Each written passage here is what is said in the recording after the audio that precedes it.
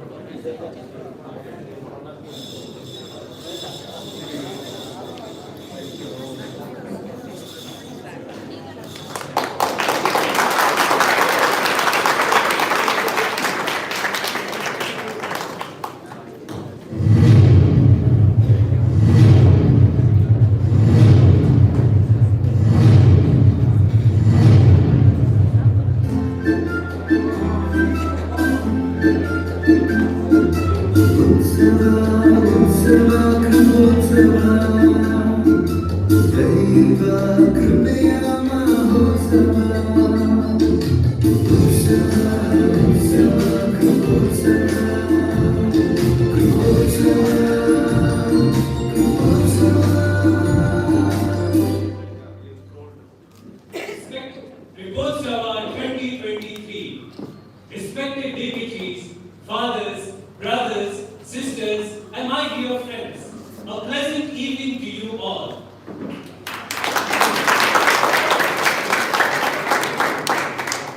Kripalaya is proud to present its annual College Day, bringing with it fun-filled excitement, energizing dances, and flashback of great memories.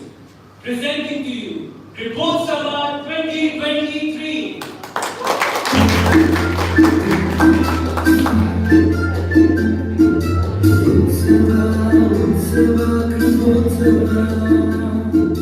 Deva Kripa Mahotava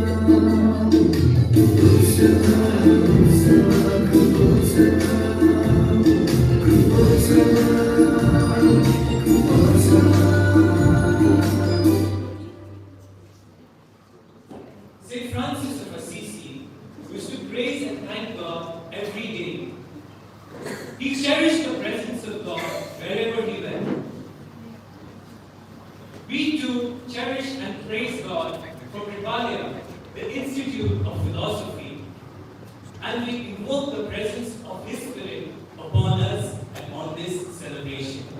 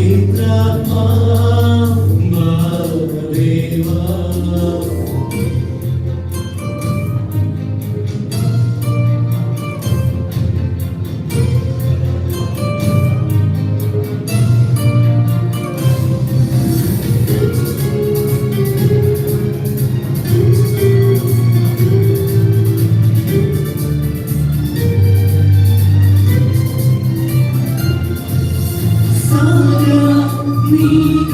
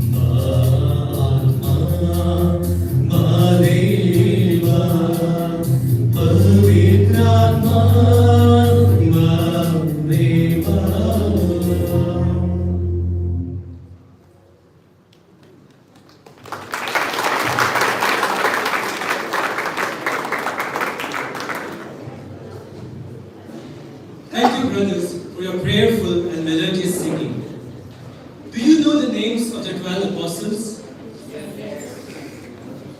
Who among you can name them? I'm sure you may know them, but you may not remember their names. So here is a biblical dance and a song that our brothers will perform that introduce you the names of the apostles and their characters.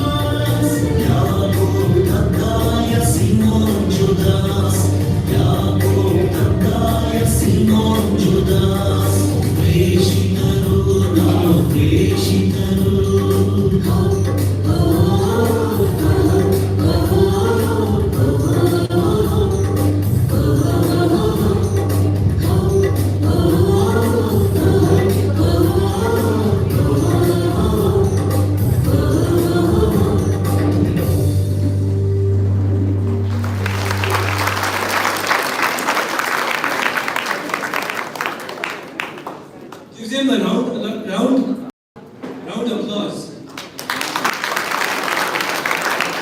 To our dancers and all of us who are called by Jesus to proclaim the good news. I suddenly am reminded of a saying by one of the friars in the community. He said, "You want a place to enjoy the beauty of nature? Welcome to Kripalaya. You're a tourist and you want a cool place to hang out? Welcome to Kripalaya. You're a soul seeking and longing for God? Welcome to Kripalaya. You're a religious aspiring to learn philosophy and religion? Welcome to Kripalaya. You won the lottery and you don't know where to spend it? Welcome to Kripalaya." So I now call upon Reverend Father Paul Melvin D'Souza, Director, to welcome the gathering.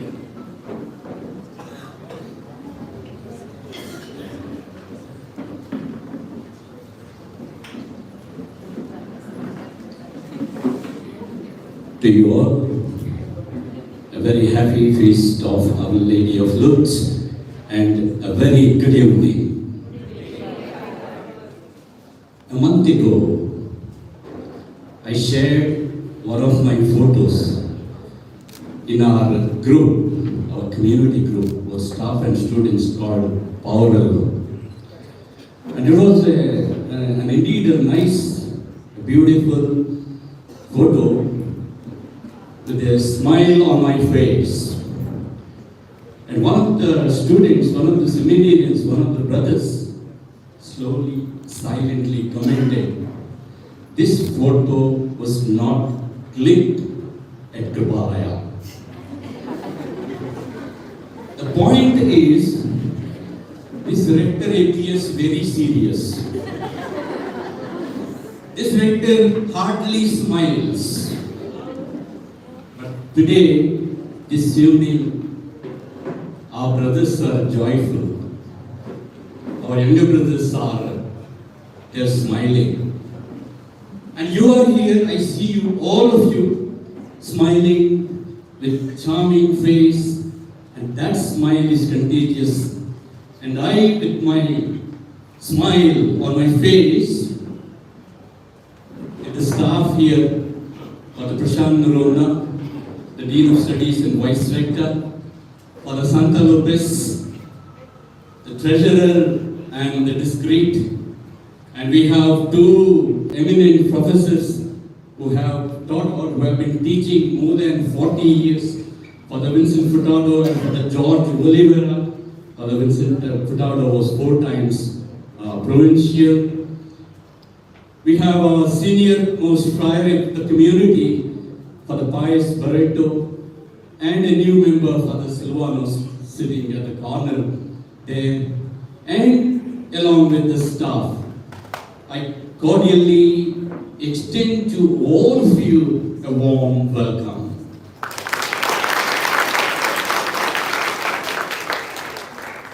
We are delighted to see some priests here, some religious, some parish priests, some confessors, some pastors, some animators, directors, rectors, animators, spiritual directors. People are smiling. There are sisters here. We are much elated to see you all coming from different congregations, and you are dressed to the best with colorful sarees, little lipstick, little spray, and perfume. And we are also very happy to see our own friends from Mysore, from India, from Bangalore, we have friends from France, from Italy. Then we have one Capuchin friars here coming from Bangalore. Father Robin Victor, he is one of the counselors. Could you please stand? Yes, he's there. Father Vijesh Nanijas is the treasurer of the province. Without him, we can't count money. So, Father Vijesh, then for the Joy, principal of Russian Institute, BA College, a degree college. Then there are theology students coming from Bangalore. To you all, we extend extend a loving welcome. And very especially today, we are happy indeed to have the presence of Reverend Father John Peter, the rector of Prabodhanam Theologate, Palatine Theologate, and he will be giving the message for the occasion.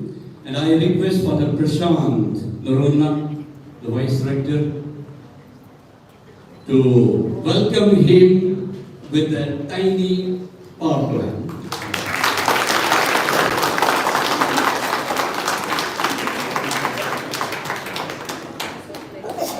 After the program, we have a garden party. So please stay back to the end. And we earnestly request you to partake in this meal that has a Franciscan, Capuchin, and Kripalaya flavor. It has a flavor of Kripalaya. Will be launching soon at the end of the program Kripalaya Express, a new train which is 2 seconds faster than Vande Bharat, that will take you to your different destinations. So please remain till the end. ನಿಮಗೆಲ್ಲರಿಗೂ ಈ ಕೃಪೋತ್ಸವ ಸಂಭ್ರಮಕ್ಕೆ ಆದರದ ಸ್ವಾಗತ ಸುಸ್ವಾಗತ.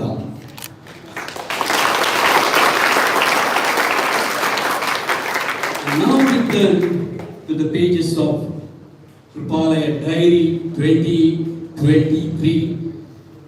It's a brief and a short video just depicting some of the important events that have occurred in the year from June 22 to till today. Have a good evening.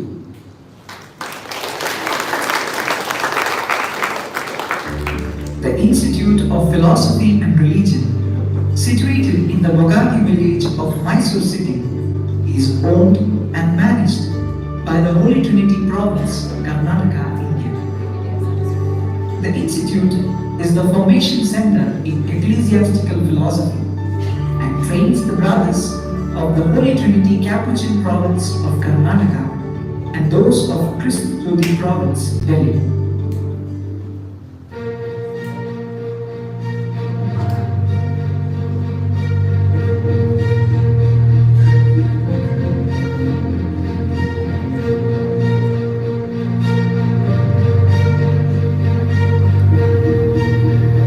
Here is a brief report of Kripalaya 2022-2023. The community of Kripalaya consists of 7 staff members and 37 student brothers.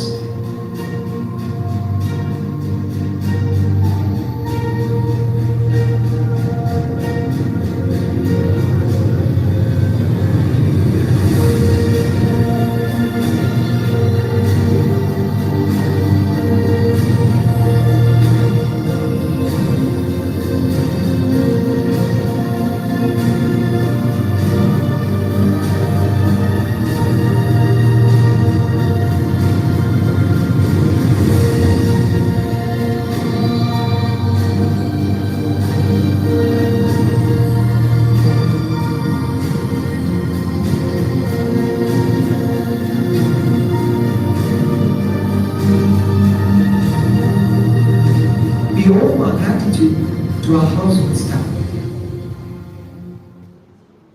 Fraternal love is the nearest testimony that we can give that Jesus is alive among us, says Pope Francis. It is always believed that every place where a few individuals gather together in God's name becomes a sacred space. Our sacred space here in Kripalaya is the beautiful chapel, the abode of God. We all gather here at various hours from dusk to dawn to praise and worship the Lord as one family.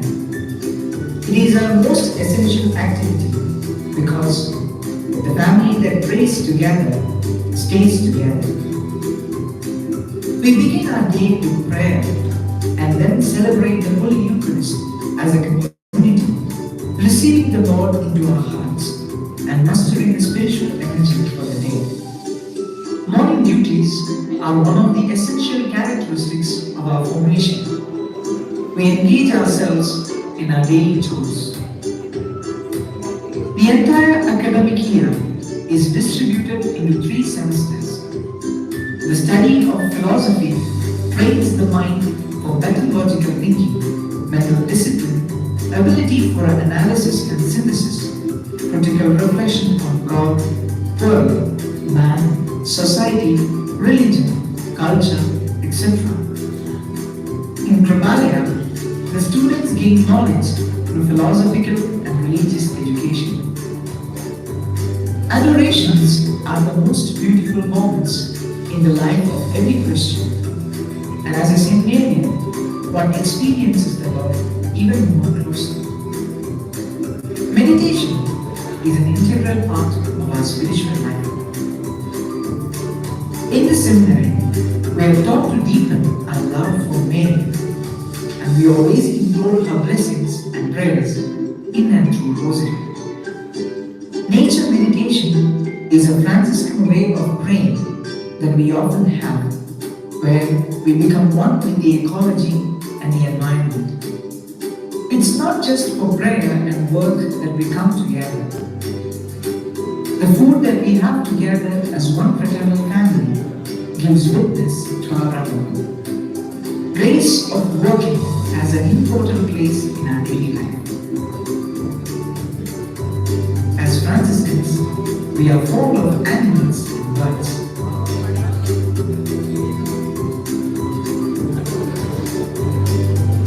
Physical fitness is also taken into consideration as we keep aside sufficient time for games, a place where our bonds of brotherhood are tested, yet never broken. An emphasis is given for reading so that we like, read, and get acquainted and fall in love with the books. At the end of each day, recreation is an exciting and renewing aspect as we cherish and spend time in exhilarating indoor games and watching television in fraternal brotherhood. The awe-striking paintings of our brothers do leave everyone's mouth wide open, but they are not mere paintings, but a narrative of the events in the life of Saint Francis, our Seraphic Father. Our brothers engaged themselves in various ministries. Some of them are that which they render at the youth convention of the diocese, Belvani Parish, Feast of Saint Anthony of Padua and Normandy, Mysore Central Jail, and the Correction Center.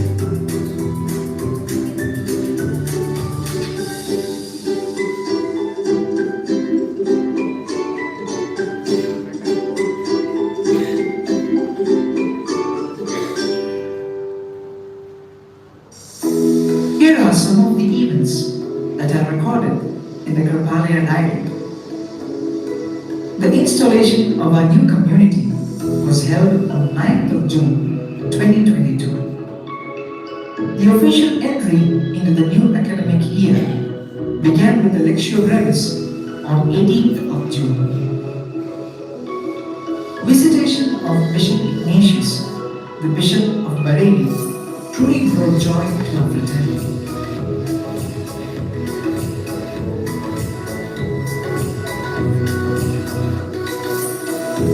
We expressed our patriotism and celebrated the Independence Day. We celebrated the Nativity of the Blessed Virgin Mary and the Festival of Honor together. Formation Commission meeting was held on the 10th of September. Every year, we celebrate the transitus of our Seraphic Father, Saint Francis of Assisi, on the 3rd of October. The principal celebrant for the feast of Saint Francis was Most Reverend Dr. Bishop K. Everything. The 3-day visit of General Councillor, Brother John Baptist. We celebrated Diwali, the festival of light. We had an annual retreat preached by Reverend Father Samuel. We had the visit of provincial and community of Foggia province of Italy. We participated in the carol competition.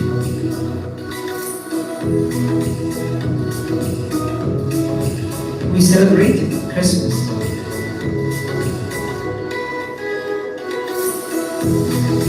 We had annual sports meet held for 3 days.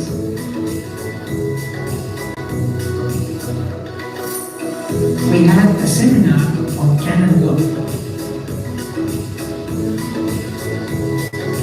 The 5th day of the week of prayer for Christian unity was held at Kripalaya on 26th of January 2023. We celebrated the birthdays and feast day of Fathers Silvano, Pius and Vincent.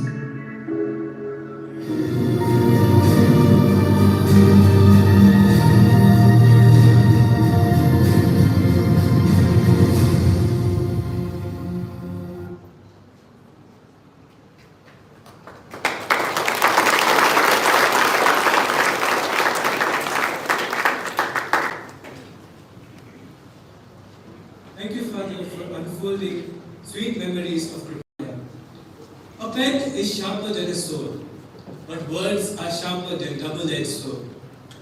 Likewise, joyful words bring joy to a people. Encouraging words encourage the people, but words of wisdom make the people wise. Today we are elated to have the presence of Reverend Father John Peter, Director of Prabodhana, the Palatine Theologate. On behalf of the community of Kripalaya, may I invite Reverend Father John Peter onto the dais and give his message.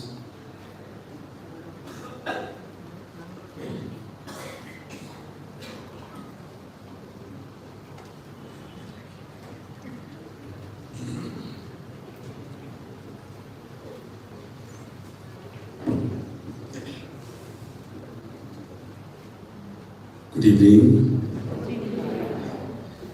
I'm also looking a little serious, like for Melvin, I suppose. No. I'd like to begin this evening just a note of gratitude to Father Melvin. When he called me this morning, maybe around 9 o'clock, 9:30, see John, I have a little request. Could you just help us? I said, what's the request? Could you come and give a brief message? I said yes. The reason behind this particular saying is this. I knew that they were practicing the play Galileo, Galilei. Now, I myself, when I was doing my second year theology in Napo, under the Dominican friars, I acted in this play and I played the role of Pope Urban VIII. And then later, I played this play, I took part in this play, along with for the Joy, the former rector, and for the C. Paul, again the former rector. And then again we staged this play in Prabodhana 7 years back. We all of us happened to be working here in the Formation House, and therefore we had a second chance of life to stage this play again. There also I played the role of Pope Urban VIII. And therefore that attracted me. The play is so dear to me. It's something like it has become part of me. And also for Melvin and I met each other when we were in Rome studying for one summer. We met each other in their community at Padre Pio's place. We helped each other for pastoral ministry. And therefore there is a little bit of an association with Melvin, being brothers to each other. That's why when I landed here, I told him we are all fratres minores, little brothers to each other, just to sharing with each other and helping out. So thank you, Father Melvin, for calling me. Now, as part of the message, you see, Galileo Galilei was a great scientist. He loved science. And therefore it was his purpose to increase awareness of scientific thought. And in the process, rescue the Catholic Church from its ostrich-like refusal to accept the cosmos as it is. It is there the war between the church and the science began. And that is why the principle of St. Anselmus, in Anselm, fides quaerens intellectum, faith seeking an understanding of itself, with the help of reason, I suppose. And therefore, at the time of Council of Trent, let us say from the year 1535, 40 onwards, there was this fight between faith and reason, science and the church. And therefore, it is in this context, Galileo was born in 1564. The same year in which, as the history says, William Shakespeare was born, and Michelangelo died, passed away the same year. Therefore, 1564 is a great convergence of historical figures. Two upon, one is dying, and therefore it's a great culmination of science and faith.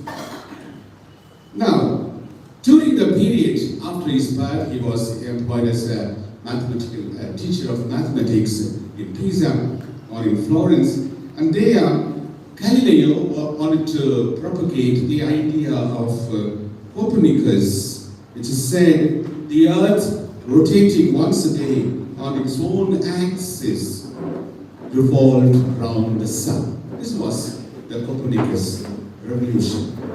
And that Galileo was attracted towards that. But the church was against it. The church was against it. The church didn't accept that. And therefore, the church tried to, what we call, admonish Galileo to give up that idea of Copernicus. And therefore it issued an admonition and a conviction for violating the injunction from the church's authorities, especially at the time of Pope Urban VIII.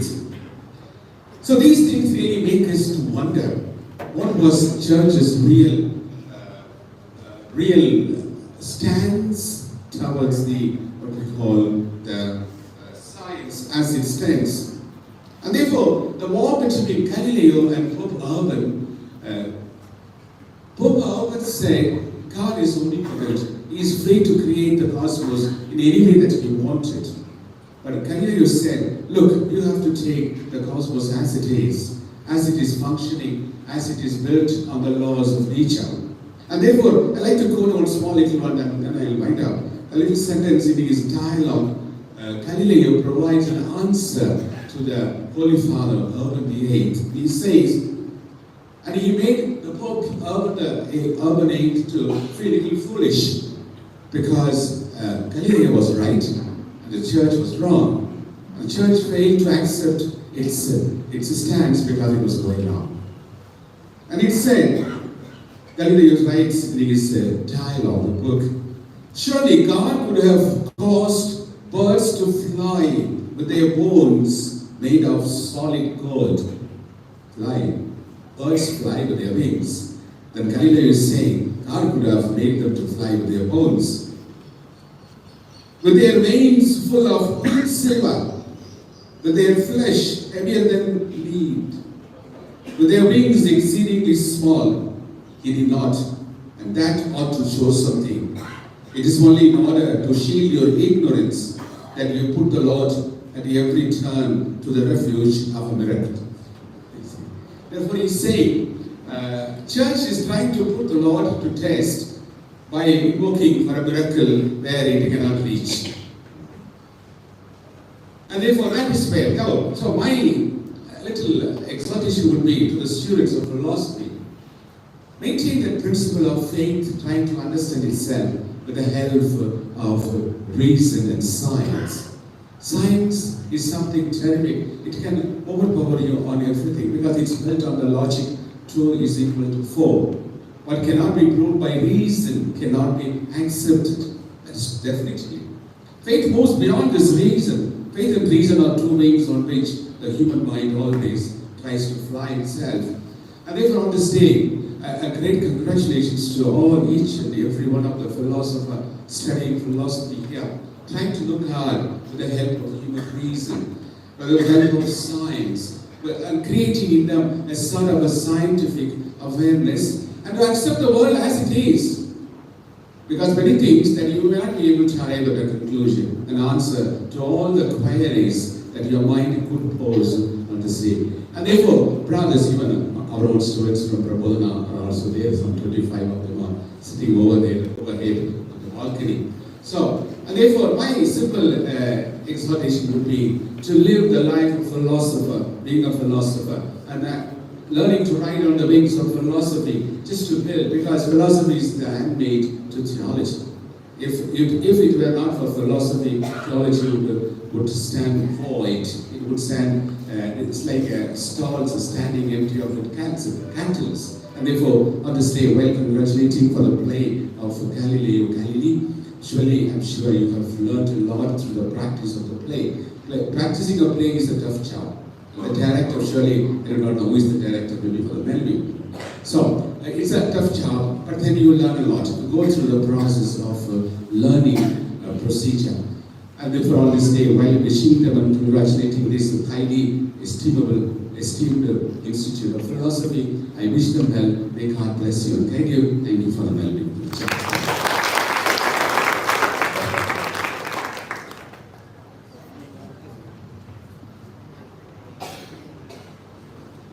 Thank you, dear Father, for your beautiful words. And we are really taken up by your words. And you have introduced the theme of today's drama, Galileo, Copernicus. And it is very easy for all of you to know the beautiful drama, Galileo, Galilei. Thank you, Father. Now I call upon Brother Dean, Brother George, to give a small gift to Father John Peter as a sign of honor.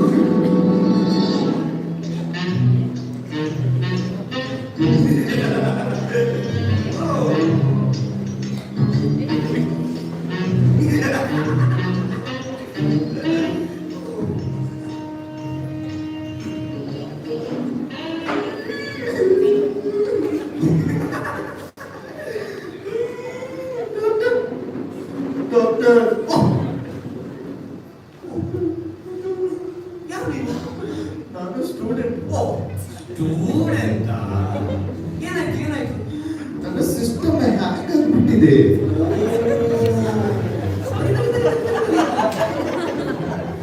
System ಹ್ಯಾಂಗ್ ಆಗಿದೆಯಾ system ಹ್ಯಾಂಗ್ ಆಗ್ಬಿಟ್ಟಿದೆ ಎಷ್ಟು ದಿನದಿಂದ 5 days 5 days per day how many times per day ಬೆಳಿಗ್ಗೆ ಒಂದ್ಸಲ ಮೂರು ಸಲ ಅಂದ್ರೆ ನೀನು ಅಪ್ಡೇಟ್ ಮಾಡಬೇಕು ಅಷ್ಟೇ ಡಾಕ್ಟರ್ ಸಿಸ್ಟಮ್ ಅಪ್ಡೇಟ್ ಮಾಡಿದೆ ಸಿಸ್ಟಮ್ ಅಪ್ಡೇಟ್ ಮಾಡಿದ್ಮೇಲೆ ಟ್ರೈ ಅಗೇನ್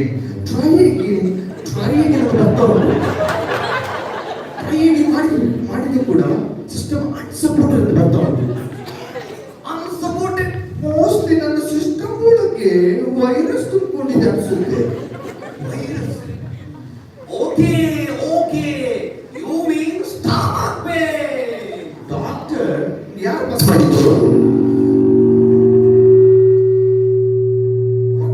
ಸ್ಟಮಕ್ ಪೇನ್ ಅಲ್ಲ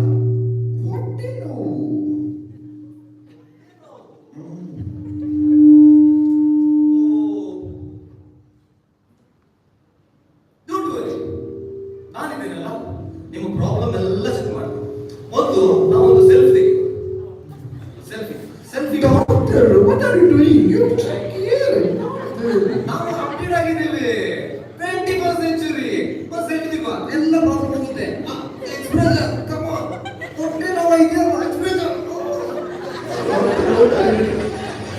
ಅವರು ಬಿಸಿ. ಯಾಕೆ ಮತ್ತೆ ನೋಡಿ?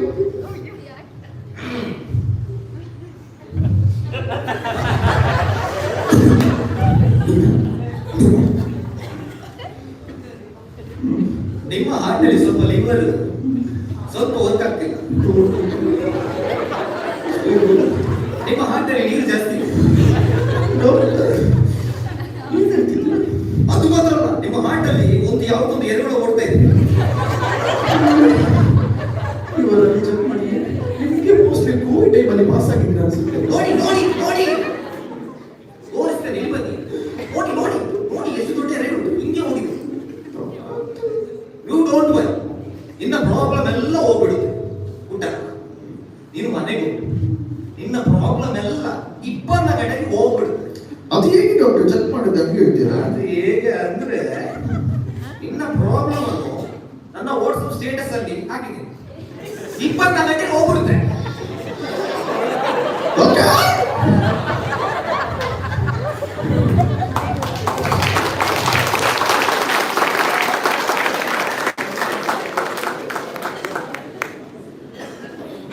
Galileo said, by denying scientific principles, one maintains a paradox.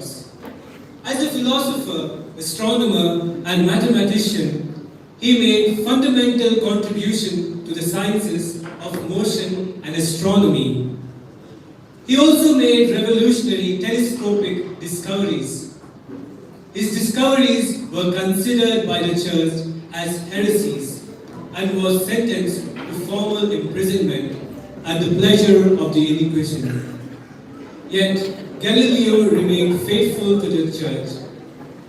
The entire tension between the church and Galileo's astronomical discoveries is the plot which will be enacted here on this stage by the brothers of Kripalaya. So my dear friends, fasten your seatbelts and enjoy the show Galileo Galilei.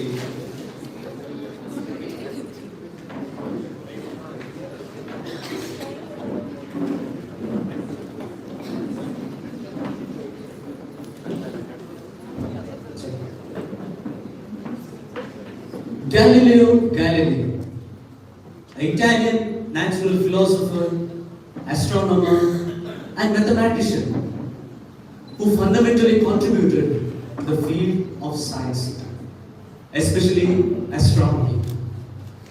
His discoveries with the telescope eventually revolutionized astronomy and paved way for the acceptance of the Copernican heliocentric theory. The Copernican heliocentric theory is a view that proposed that the sun is at the center of the universe and Earth orbits around it. However, his advocacy to this system eventually resulted in the Inquisition process against him by the Catholic Church. Today, virtually every child grows up learning that the Earth revolves around the sun. But 4 centuries ago, this teaching was so controversial that the church had condemned it as an heresy. The tension between Galileo and the Catholic Church is well depicted in the drama Galileo Galilei. The drama begins with the scene Galileo being in his study house in Padua, Italy.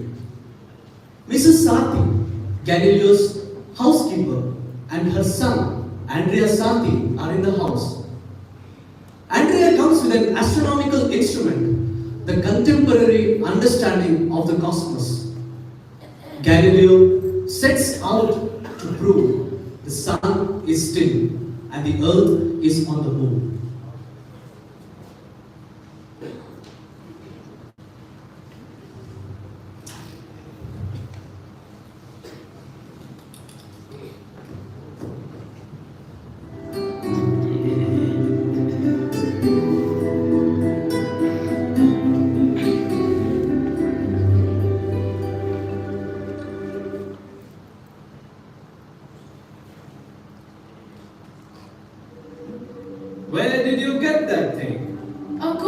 brought it.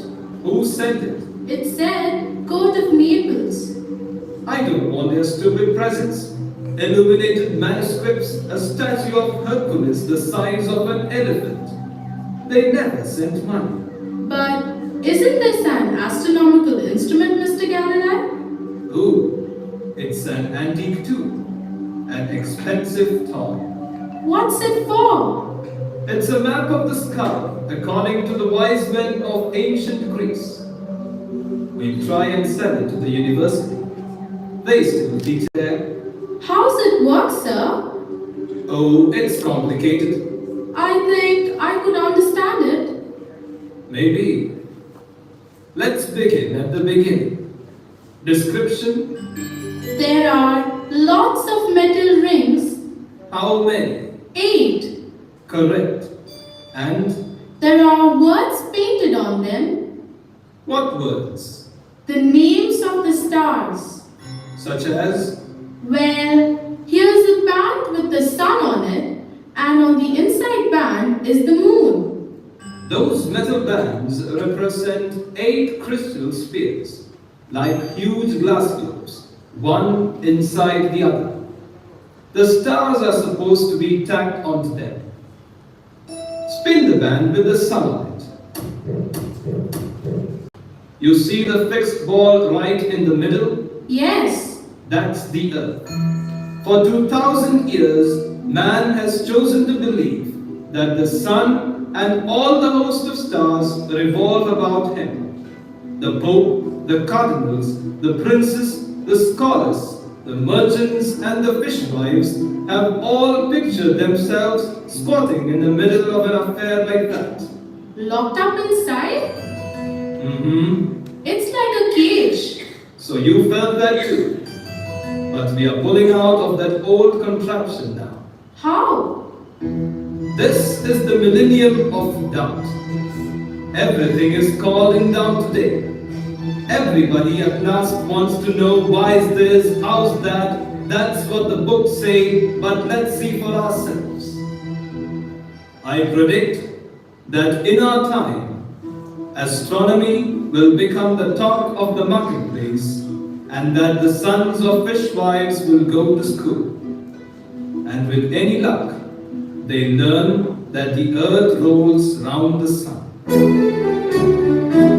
But I can see with my own eyes that the sun comes up in one place in the morning and goes down in a different place in the evening.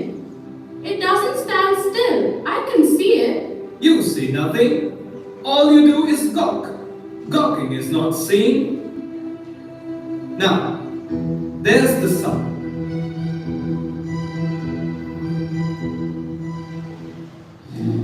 Sit down. Where is the sun? On your right or on your left? On my left. And how could it get to the right? By putting it there, of course. Of course. Now where's the sun? On my right. And did it move? No, I did. Wrong, stupid. The chair moved. But I was on it. Of course.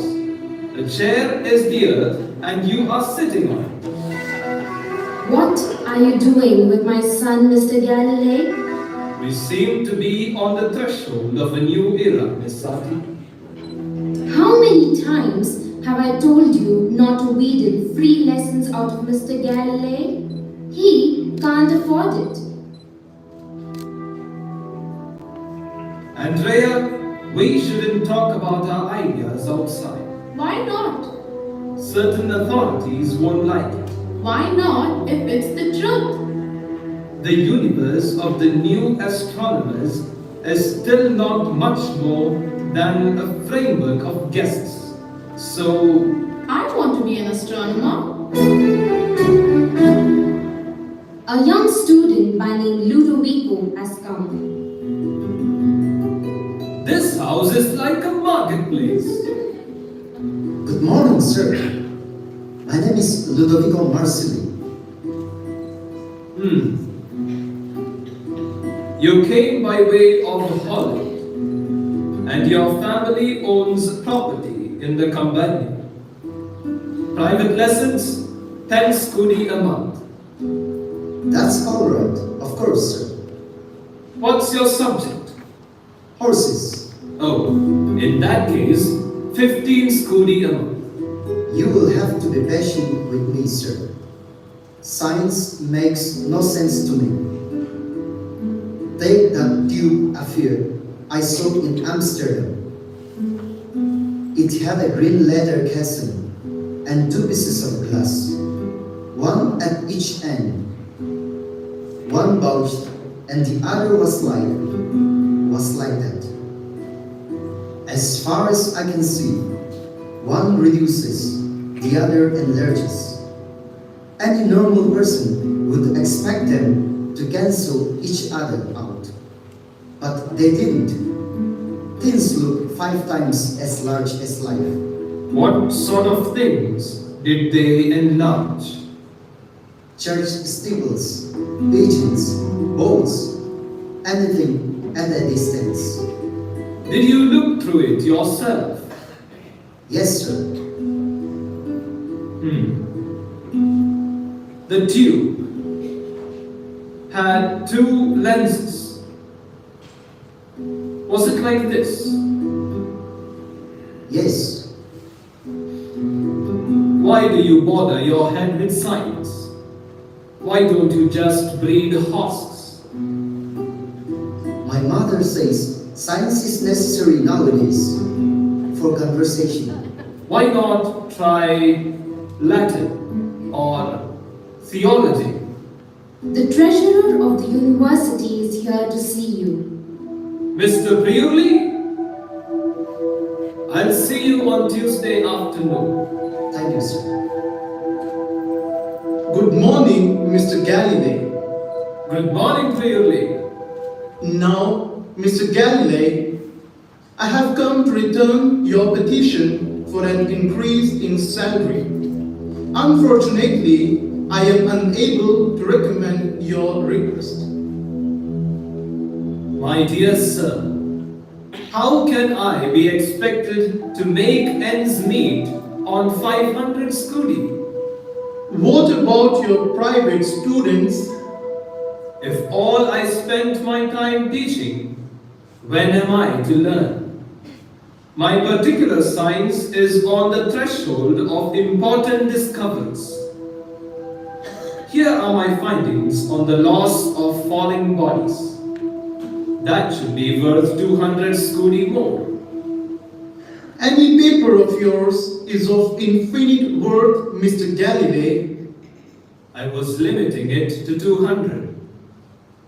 If you want money and leisure, go to Florence. Eventually, however, you will be forbidden to think in the name of the Inquisition. Now you are happier in the Republic of Venice. I have always said you were a great man. I won't disturb you any further. Andrea, get me those 2 lenses. What are they for? Oh, something for the Senate. Come and look. Wow, I can read the writing on the bell in the campanile. Gracia Dei. Get out of the way.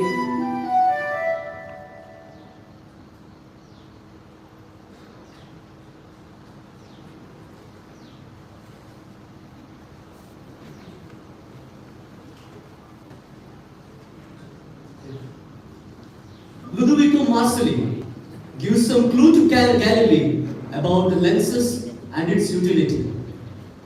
Based on these clues, Galileo designs the telescope. He demonstrates his newly invented telescope to the Venetian lawmakers, and they marvel at his discovery.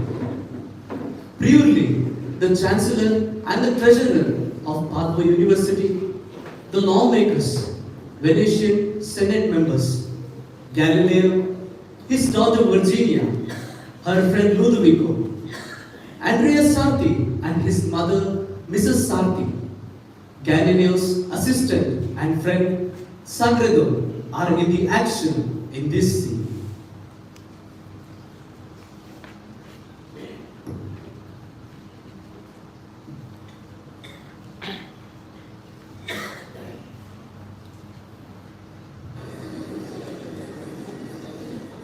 Gentlemen of the Senate, gentlemen of the Arsenal of Venice, as Professor of Mathematics at your University of Padua and Chief Engineer in your great arsenal, your obedient servant has always counted it his privilege to offer you such discoveries and inventions as might prove lucrative to the manufacturers and merchants of our Venetian Republic. Thus, I tender you this, my optical tube or telescope, manufactured in your great arsenal and constructed on the most scientific and the product of scientific research.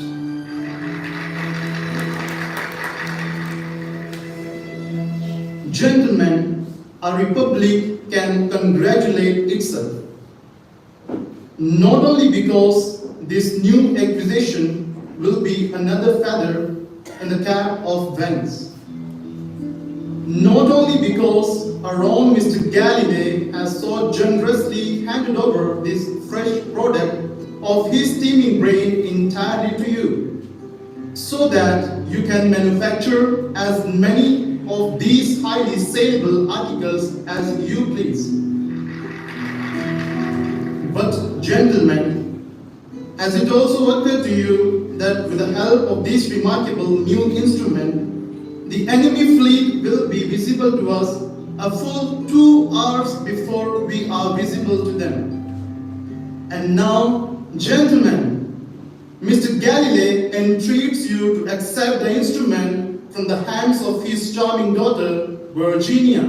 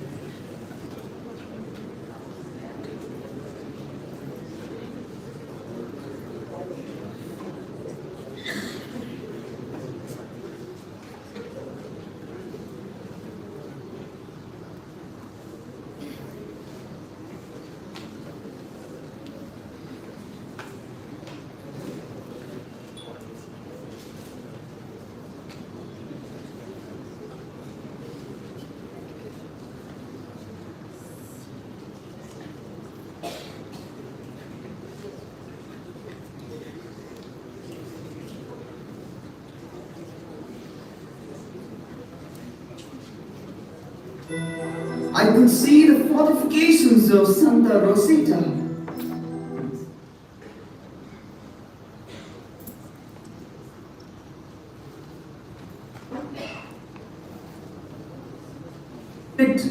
It's extraordinary. I could see the fortifications of Santa Rosita. Good heavens! I shall have to tell my wife.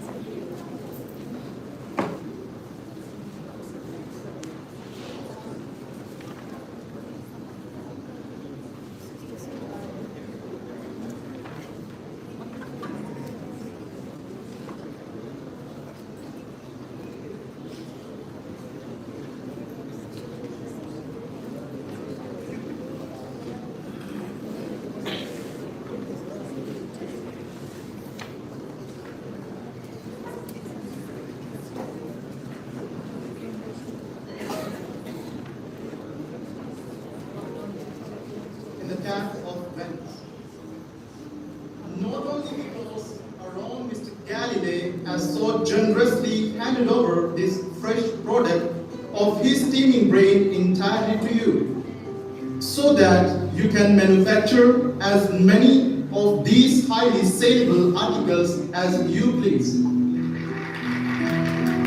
But gentlemen, as it also occurred to you that with the help of this remarkable new instrument, the enemy fleet will be visible to us a full 2 hours before we are visible to them.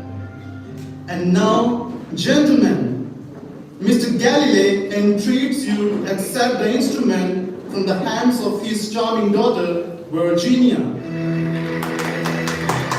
I don't know that I can go through with this farce. You do realize it's more than a money-making gadget. I turned it on the moon last night.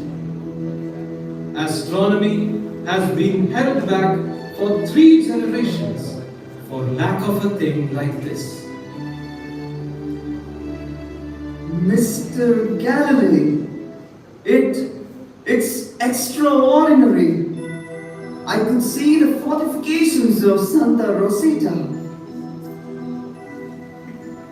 Good heavens!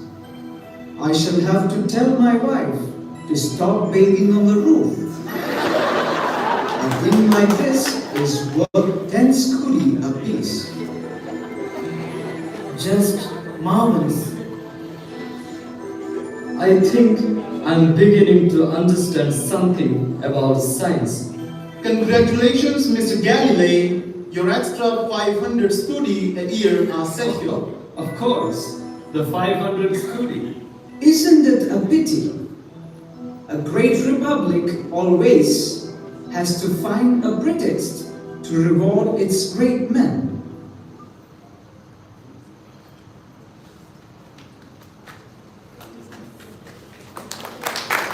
Back in Galileo's paradise in Padua, Italy, Sagredo and Galileo used the telescope invented by Galileo himself. Galileo shows Sagredo the surface of the moon contains mountains, valleys, and the moon is not a star. Sagredo begins to realize the dangerous implications of Galileo's discovery.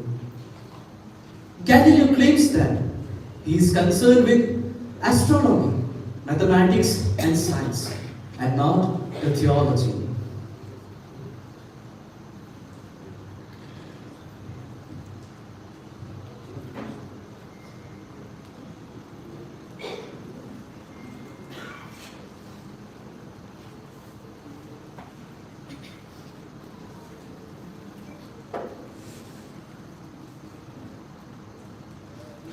The edge of the crescent is jagged.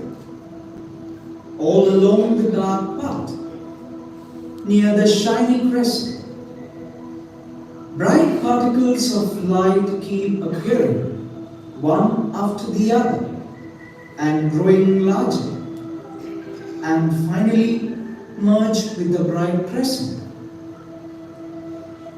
How do you explain those spots of light, my friend? It can't be true. It is true. They are high mountains, Sagredo. On the moon? Yes, gigantic mountains. The slopes of the mountains are still dark. If you look again, you can see the sunlight moving down from the peaks into the valleys. But this gives the lie to all the astronomy that's been taught for the last 2,000 years. Yes, what you are seeing now has been seen by no other man beside myself. But the moon can't be an earth with mountains and valleys like our own, any more than the earth can be a planet.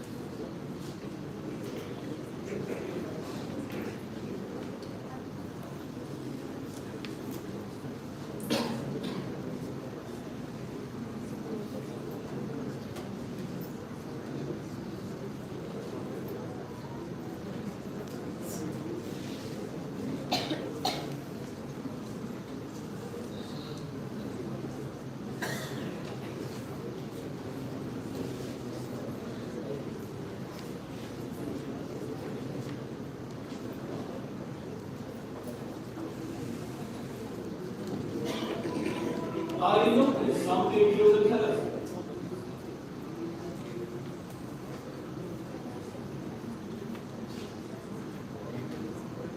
Any more than the earth.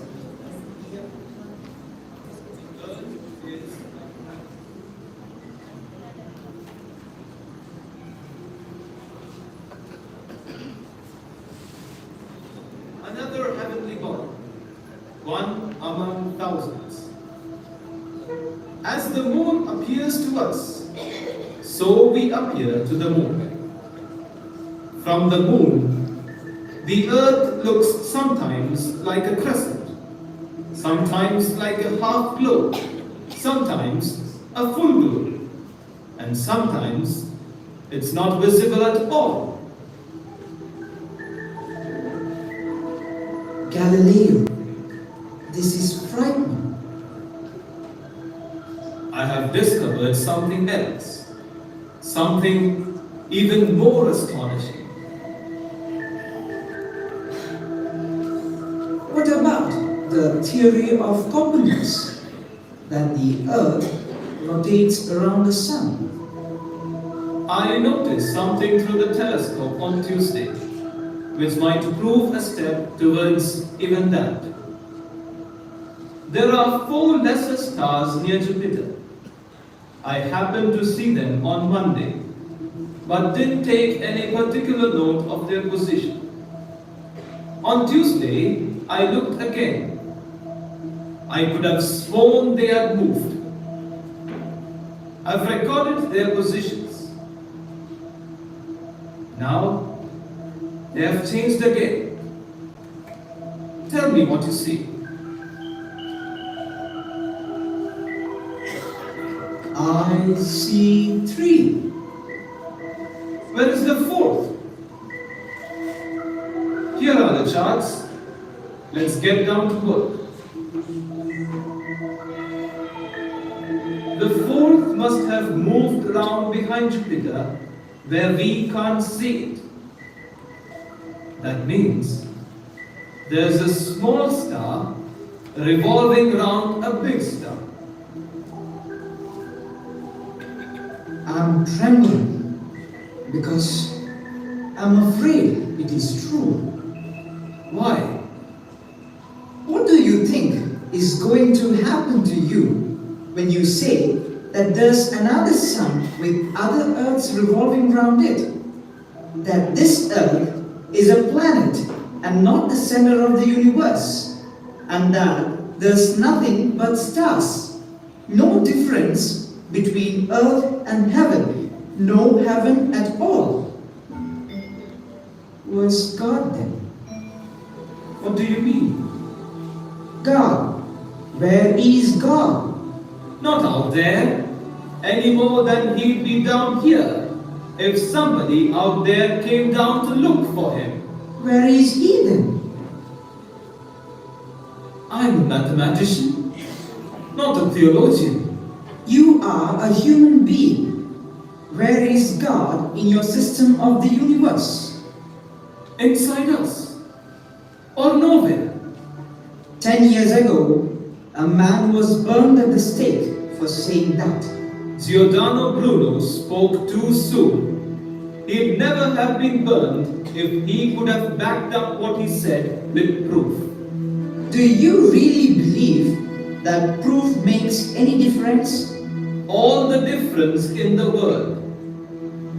I believe in man, and that means I believe in reason. Without that belief, I wouldn't have the strength to get out of bed in the morning. Galileo, don't go to Florence. Why not? It's ruled by the monks. There are scholars too. Even monks can be seduced by proof. Galileo, you are setting out on the road to disaster. Can you see the Pope calmly writing down in his diary, 10th of January, 1610, heaven abolished. A while ago, when you were at your telescope, I saw you tied to the stake. And when you said you believed in proof, I smelled burning flesh. If they'll have me, I'll go.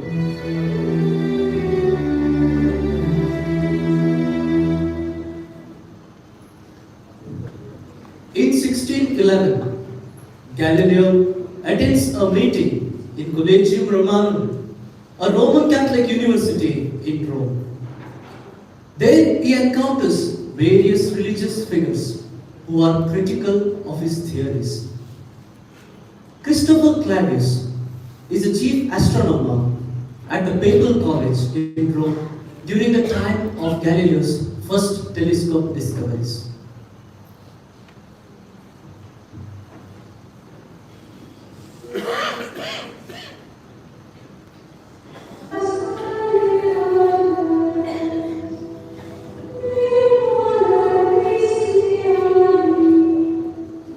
Aren't they out yet?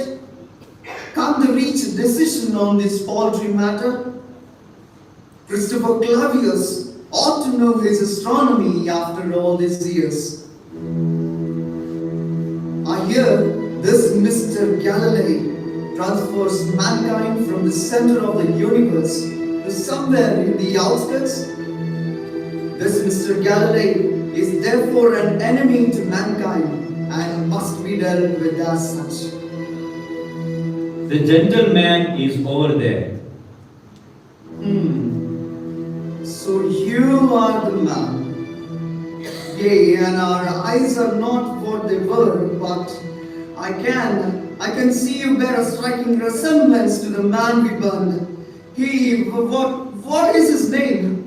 Your Eminence, the doctor said you must not excite yourself.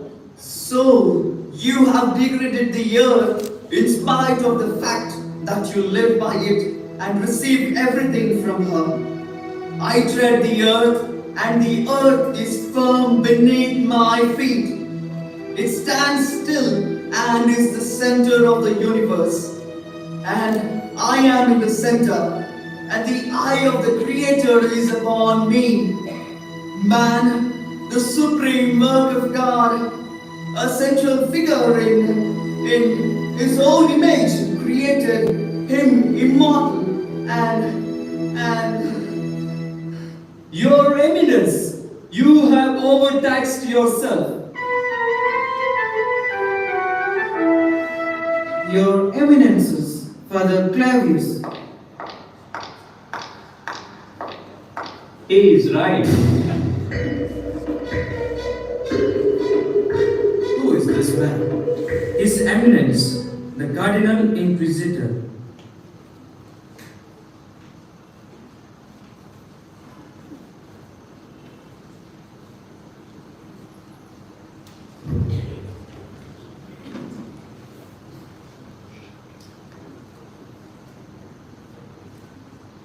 Galileo is in Rome.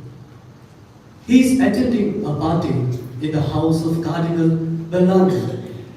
Two cardinals, Bellarmine and Barberini, begin a conversation with Galileo. They consider him as a friend, yet he is warned to abandon his teachings on Copernicus. They warn him that the science should follow the church.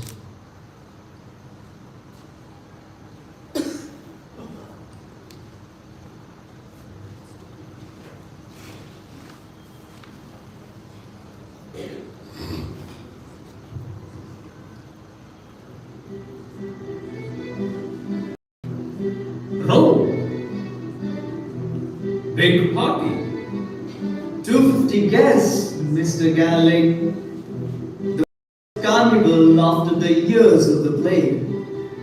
All the great families of Italy are represented here this evening. The Orsinids, the Granates, the Parses, the Caesarenes, and the Guidis, the Lastricades. Their Eminences Cardinals, Bellarmine and Barberini. Your Eminence, Mr. Galileo, Cardinal Barberini, Your Eminence. The sun also ariseth, and the sun goeth down, and hasted to his place where he arose. Thus says Solomon. What says Galileo? Your Eminence, when I was so high, I remember standing on a ship. And when it pulled off, I shouted, "The shore is moving away." But I know now it was the ship that was moving away from the shore. You can't catch him. Unfortunately for me, I glanced at a few papers on astronomy once, and it's harder to understand. We must move with the times, Barberini. If it makes navigation easier to use new charts based upon a new hypothesis, let's use them. Can one go upon hot coals and his feet not be burned? Welcome to Rome, friend Galilei. Are you sure, friend Galilei, that you astronomers aren't just trying to make astronomy easier for yourselves? You speak in terms of circles, ellipses, and uniform velocities, simple moments that human mind can grasp. Very convenient. But suppose Almighty God had taken into his head to make the stars move like that? What will become of your calculations then? Your Eminence, if God had created the world like this, He would have made our minds like this too, so that we could grasp it. I believe in reason. I consider reason inadequate. He is too polite to tell me he considers mine inadequate. All he wants to prove is that God made a few mistakes. In astronomy, God didn't work hard enough. Don't you think it likely the Creator knows more about his work than the created? Man may misread not only the heavenly bodies, but the Bible as well. The interpretation of the Bible is a matter for the ministers of God. You don't answer? Tonight, the Holy Office has decided that the theory of Copernicus, according to which the earth moves around the sun, is false, absurd, and heretical. I am charged, Mr. Galileo, to admonish you to relinquish this opinion. Would you repeat that? His Eminence Cardinal Bellarmine to the aforesaid Galileo Galilei. The Holy Office has decided that the theory of Copernicus, according to which the earth goes around the sun, is foolish, absurd, and heretical. I am charged, Mr. Galilei, to admonish you to relinquish this opinion. What does this mean? The Collegium Romanum confirmed my observations. Yes, they were most complimentary to you. But the satellites of Jupiter, the phases of Venus, The Holy Office formulated its decree without taking these particulars into account. in other words, the future of all scientific research is completely assured, Mr. Galilei. It is not given to man to know the truth, but it is granted him to seek after the truth. Science is the legitimate and beloved daughter of the church. She must have confidence in the church Be realistic, friend Galileo, and so shall we. We need you more than you need us.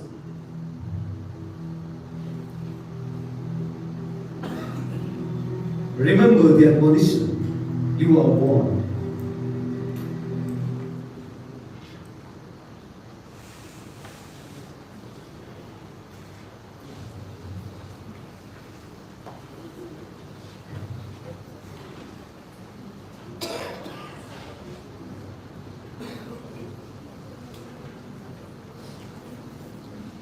Years have gone by. Andrea has become a fascinating disciple of Galileo. At Galileo's place, a serious discussion and experiment took place on Aristotle's theory on floating bodies. Galileo proves that the Aristotelian theory was false. Meanwhile, he also rejoices that his friend Cardinal Barberini would ascend the throne of papacy. Now, Galileo sees a new ray of hope.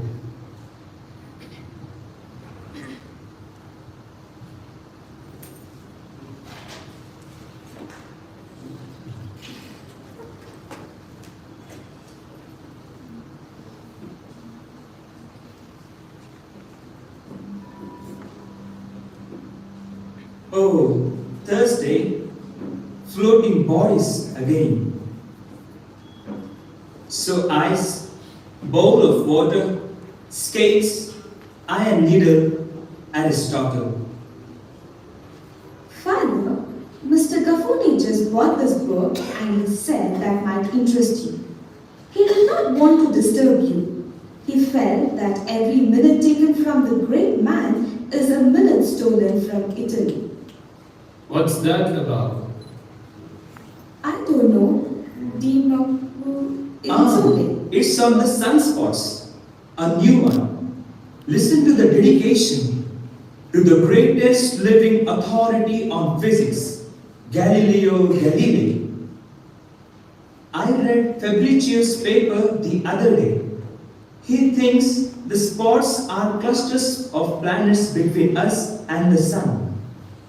Isn't that doubtful, Mr. Galilei? In Paris and Prague, they think they are vapors from the sun. Feathersoni has his doubts. Oh, leave me out. I said, that's all. How can I doubt anything? I am lens grinder. I grind lenses, you use them. You observe the heavens, and what you see is not the sunspots, but the madness. Don't discuss these new things in front of me. I can't read books, it's lacking. There is happiness in doubting. I wonder why. Are we going to take this up, sir? Every sunny day for the last fortnight, I have gone up to the attic. A thin beam of light comes down through a crack in the tiles. With it, you can catch a reverse image of the sun on a piece of paper. On the image, I could see a little blurred spot that moved. Why don't we investigate those spots, Mr. Galilei? At the moment, we are investigating floating bodies. Mother has whole baskets full of letters. All of Europe wants your opinion. With the reputation you have built up, you can't be silent.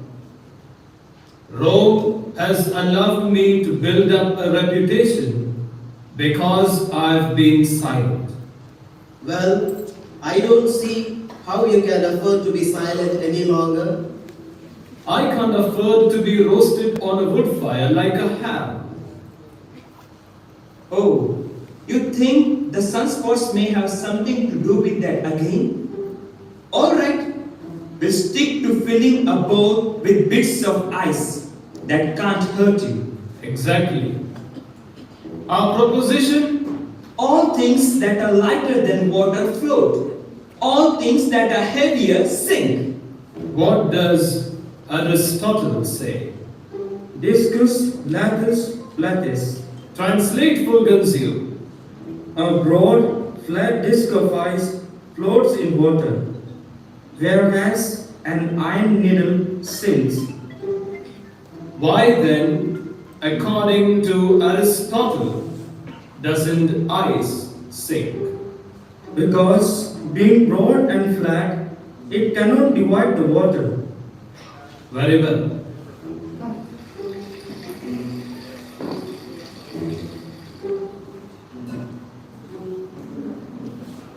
I press the ice firmly down to the bottom of the ball.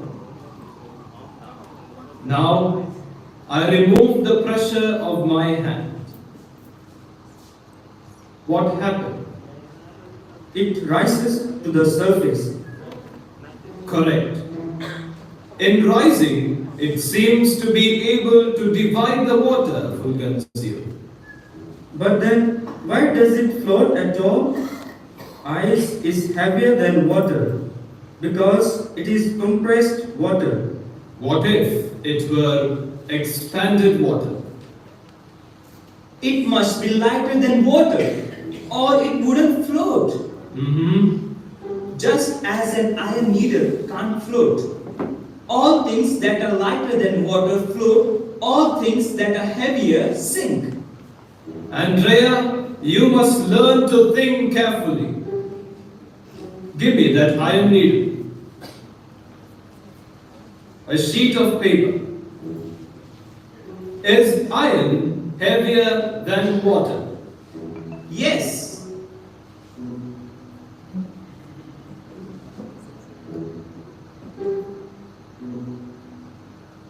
What happened?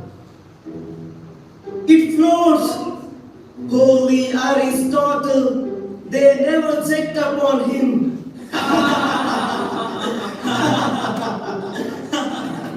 Every time I hear them laugh like that, I feel afraid.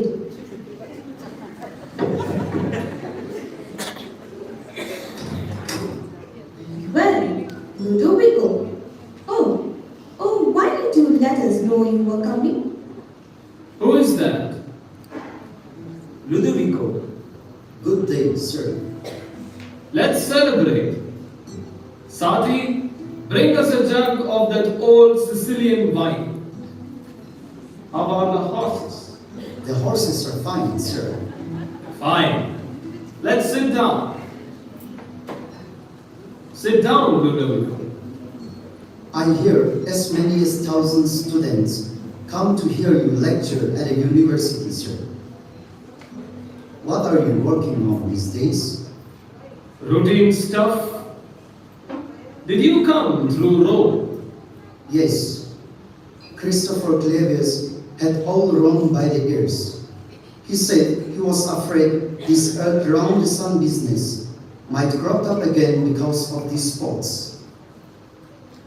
Clavius is on the same track. Yes. What news from the holy city other than the hope of new aberrations of my part? Pope is on his deathbed. Hadn't you heard? Oh. Who do they say is going to be his successor? They say Barberini. Barberini? Mr. Galileo knows Barberini. Cardinal Barberini is a mathematician. A scientist in the chair of St. Peter. Oh, when we don't have to look over our shoulders like criminals every time we say 2 and 2 are 4. I like this wine. What do you think of it, Ludovico? I like it. Oh yes, yes. The Pope is convinced the earth stands still. Also, the Bible proves. He tries to take it by the ears, and yet it moves. We might find that the sun turns too. How would you like that, Mr. Marsili? What's all the excitement? You're not going to start those hellish goings on again, Galileo. Correct me if I'm wrong. Barberini is in the ascendant. Your mother is uneasy, and you have been sent to investigate. Clavius is right. These sunspots do interest me. My mother was positively assured that you would undertaken not to get mixed up in this earth around the sun business again, sir. We had a reactionary pope then. Had? His Holiness isn't dead yet. Pretty nearly. Pretty nearly? 50 times this man will weigh a chip of ice. But when it comes to something that suits him, he believes it blindly. If His Holiness dies, the new Pope, whoever he turns out to be, will respect the convictions held by the country's leading families. God made the physical world, God made the human brain, God will allow physics. Galileo, let me tell you something. You set yourself against the authorities and they gave you a warning. The greatest cardinal spoke to you the way you speak to a sick horse. But it worked for a while. But 2 months ago, I caught you sneaking back to your observations. I didn't say anything, but I knew.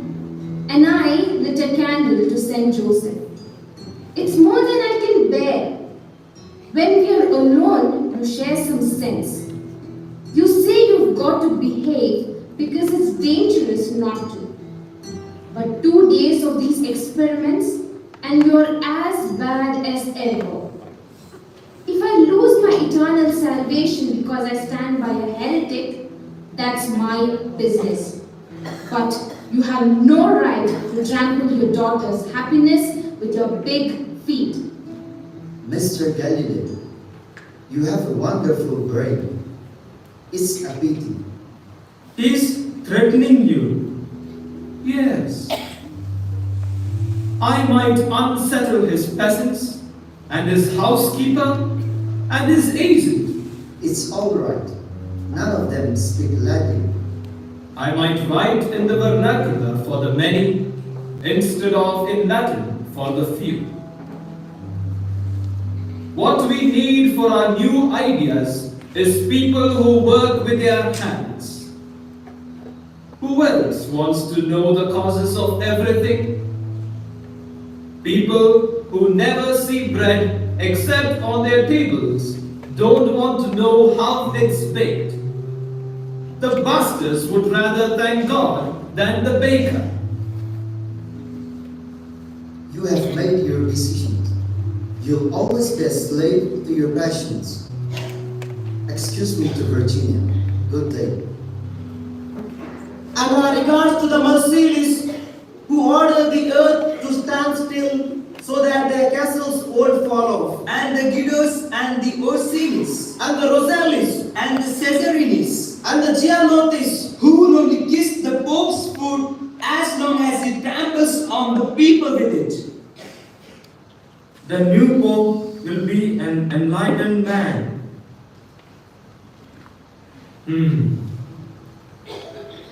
Now, let's start observing these sunspots at our own risk. Not counting too much on the protection of the problematical new Pope. My intention is not to prove that I was right, but to find out whether I was right. Turn it on the sun. You sent him away? Ludovico, don't go.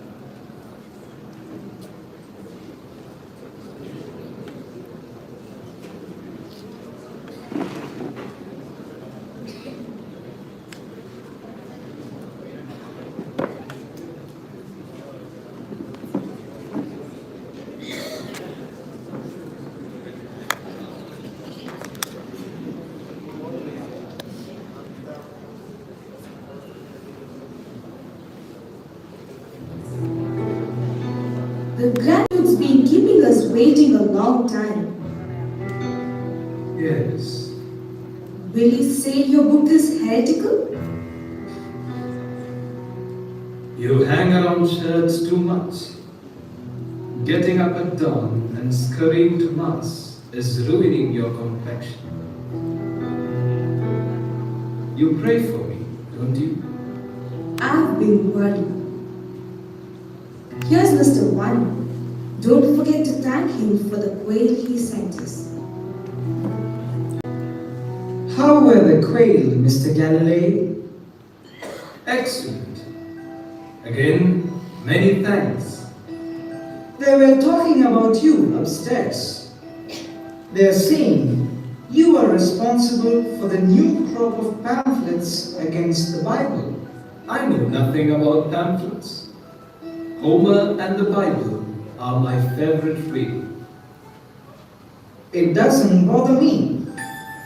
I'm glad of this chance to tell you that we, the manufacturers, are on your side. I don't know much about the motions of the stars, but you are fighting for the freedom to teach new knowledge. Your opinion carries weight, Martin. Mr. Galileo, remember, the cities of northern Italy are behind you. As far as I know, nobody is thinking of harming me. No?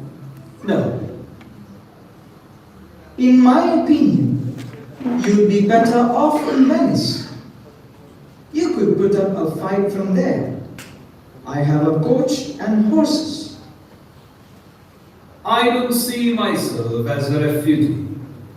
I like my comfort. Yes, but from what I hear, I got the impression that they would be relieved if you were out of Florence just now. Nonsense. The Duke is my pupil.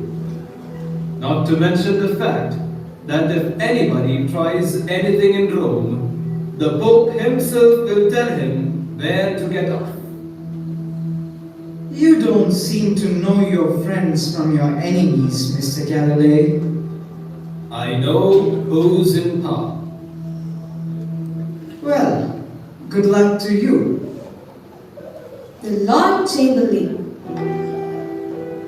His Highness had hoped to find time for you, Mr. Galileo.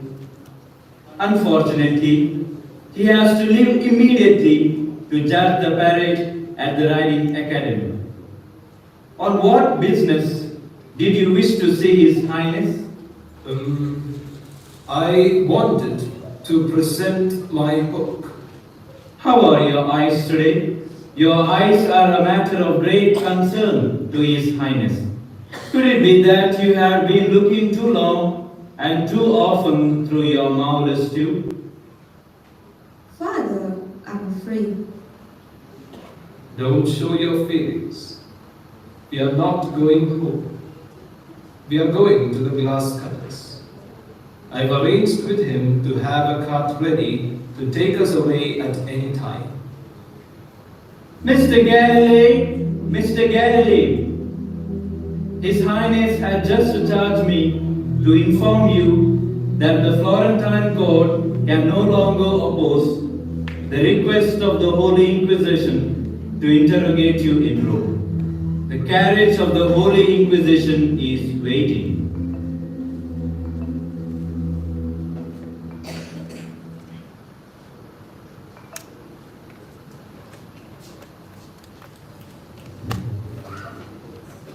In the Vatican, Cardinal Barberini, now Pope Urban VIII, interrogates with the Inquisitor who is tasked with investigating the heresies.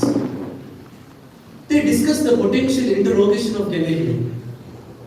The Pope at first is defensive of Galileo, but the Inquisitor's argument convinced him that the security and the stability of the Catholic Church require Galileo to refute his previous teachings. However, Pope tells the Inquisitor that not to torture Galileo in order to convince him to recant.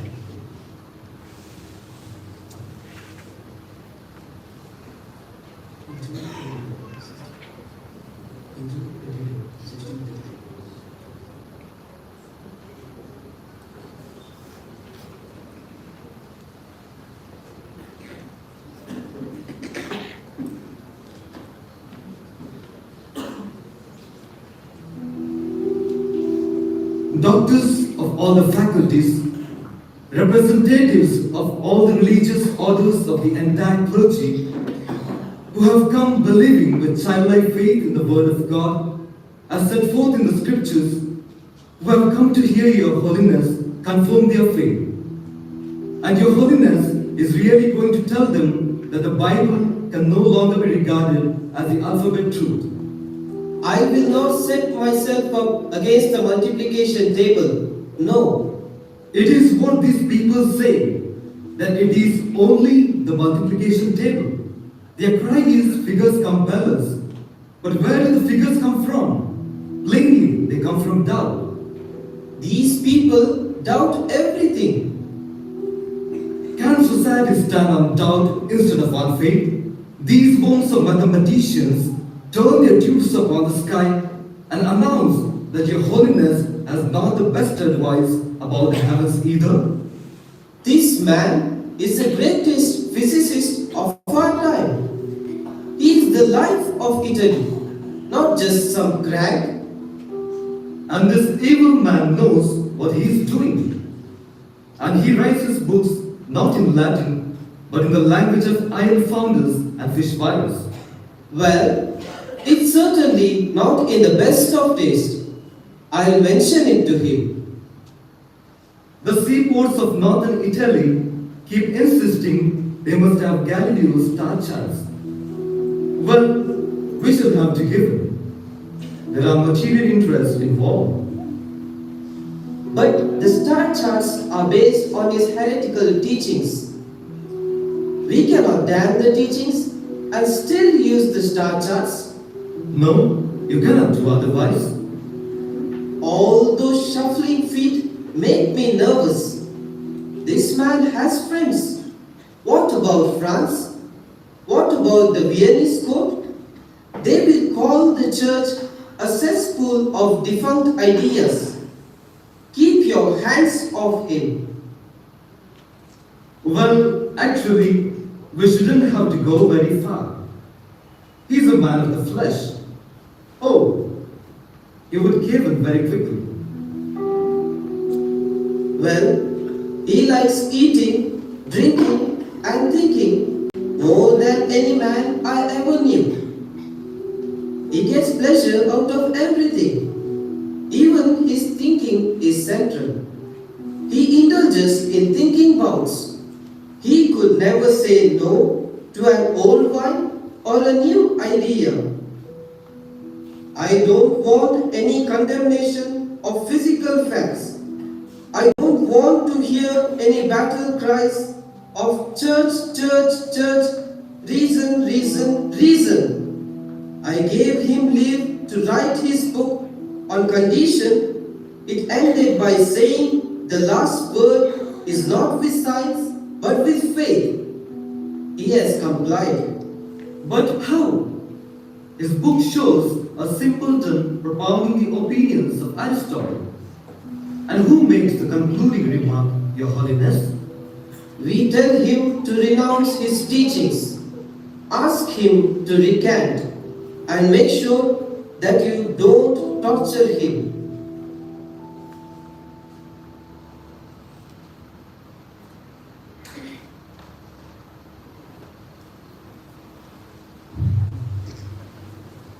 June 22, 1633. Galileo is brought to Rome to be interrogated by the Inquisition. His assistants wait for the news about Galileo. They discuss about what is going to happen to him, whether he would recant or not.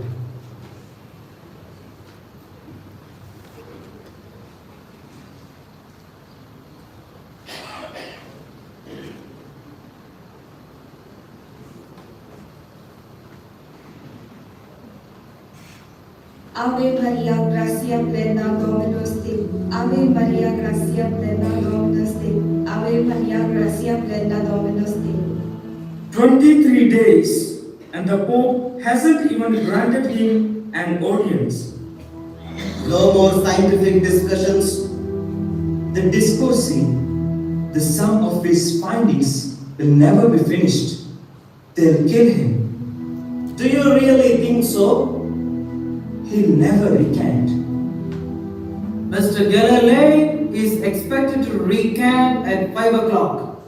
As soon as he recants, the big bell of Santa Maria will be rung, and the complete text of his recantation publicly announced. I don't believe it. The moon is an earth and has no light of its own. Venus has no light of its own either. Like the earth, it moves round the sun. 4 moons revolve around Jupiter, which is as far as the fixed stars and not fixed to any crystal sphere. The sun is the center of the universe and immovable.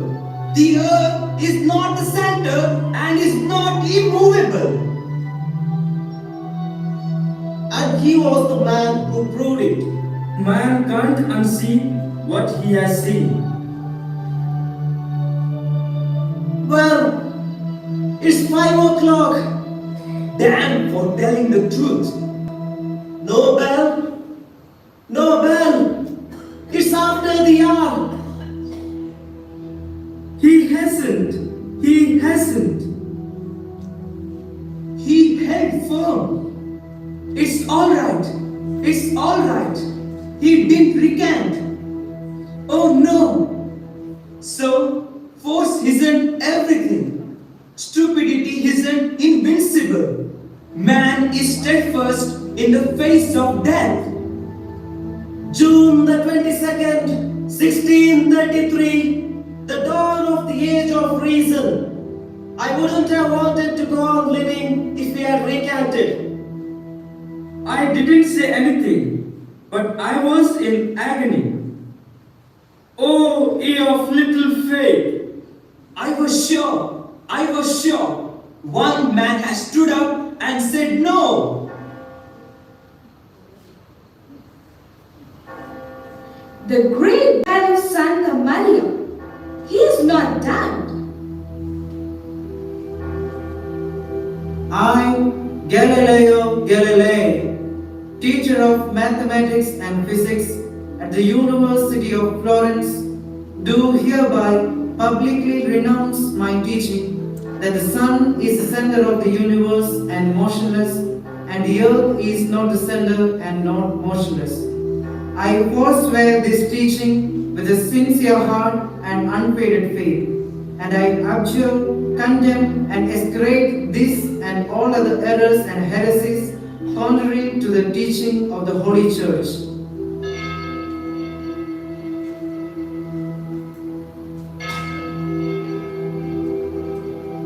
So, the mountain turned to water.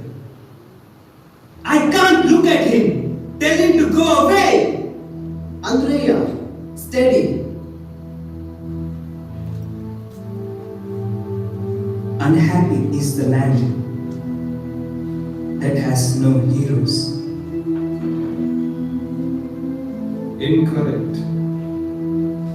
Unhappy is the land that needs a hero.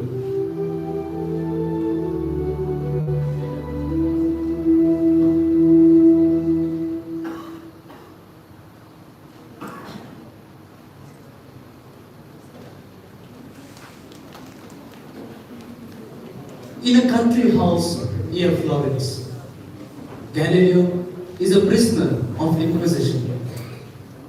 A peasant delivers a goose to the house where Galileo lives with his daughter, Virginia. Virginia notices that Galileo's eyesight is getting worse as he has difficulty to identify the goose. Galileo dictates all his research to Virginia, and the papacy watches carefully at his teachings. The Vatican allows him to continue his research, but to a limited topics.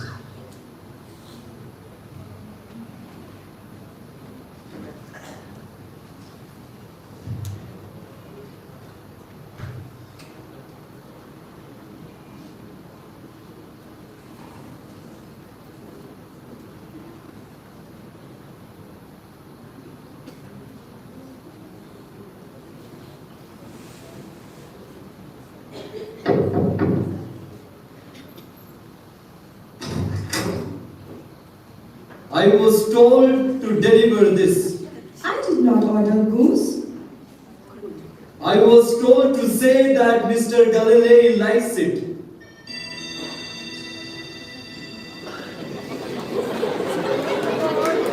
What is it? Can't you see it? No. A goose. Any name? No. I'll eat the liver. Have it cooked with an apple and an onion. Tell them to cook the liver with an apple and a little onion. We ought to get the eye doctor for father. He couldn't see what it was. Has he started to write again? No. You know, he's been dictating his book to me. I gave him pages 131 and 132. They were the last.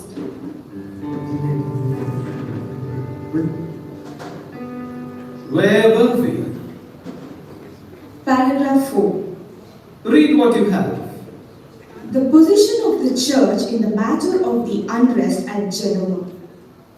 I agree with the opinion of Cardinal Spoleto on the matter of the unrest amongst the Venetian bell rope makers. Yes.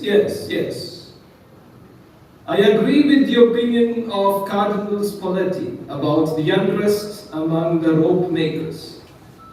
It is better to distribute good soup in the name of charity than to pay more to the bell rope makers. St. Paul says, charity never fails. How's that? It's beautiful, Father. The Archbishop will like it. It's so practical. I trust your judgment. Read it over slowly.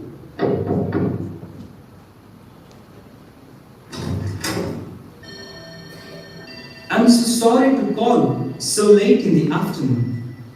I'm on my way to Holland. I was asked to see him on my way though. Bring the latest news of him. May I come in? I don't know whether he'll see you. You never came. Ask. Is that Andrea? Yes. Bring him in. Have you been keeping well, Mr. Galileo? Sit down. What are you doing these days? What are you working on? I heard it was something about hydraulics in Milan.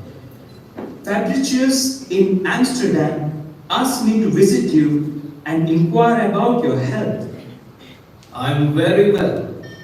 I receive every attention. I'm glad. I can report you are in good health. And you might inform Fabricius that thanks to the depths of my repentance, I live in comparative comfort and am allowed certain scientific pursuits under clerical supervision. Yes, we understand the church is more than pleased with you. Your complete submission has had its effect. Not one single paper expounding a new thesis has been published in Italy since. Unfortunately, there are countries not under the wing of the church. I'm afraid the condemned theories are being taught there. Things are almost at a standstill. Are they? Nothing from Descartes in Paris? Yes, when he heard you had recanted, he put aside his treatise on the nature of light. I sometimes worry about my assistants, whom I led into error. Have they benefited by my example?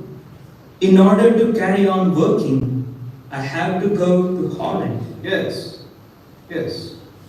Feather zoning is grinding lenses again, back in some shop. He doesn't know Latin. Fulgencio, our little monk, has given up science and returned to the fold.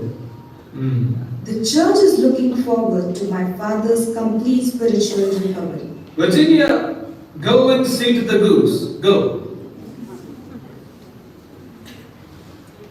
Andrea, I have my relapses. I have no desire to upset you. What relapses? I've been writing again. I finished the Discourse. The discoveries concerning two new branches of science? My superiors aren't stupid. They know ingrained vices can't be cured overnight.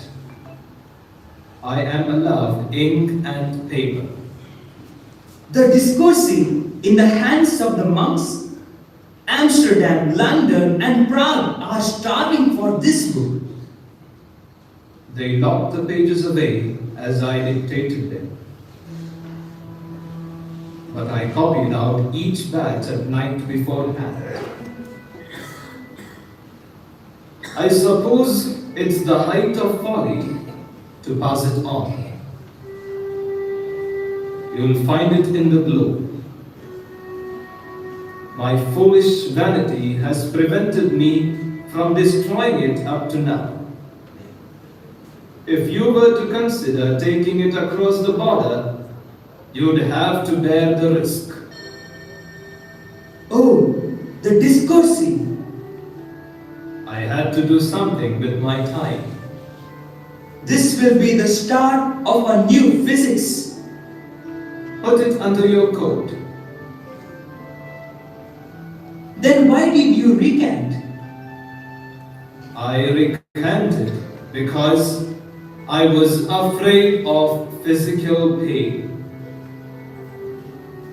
In science, only one thing counts: contribution to knowledge. And you have contributed more than any man in 100 years. Have I? The pursuit of science calls for particular courage. It deals in knowledge distilled from doubt. The battle to measure the heavens is won by doubt. What are you scientists working for? The sole aim of science, to my mind, is to lighten the toil of human existence.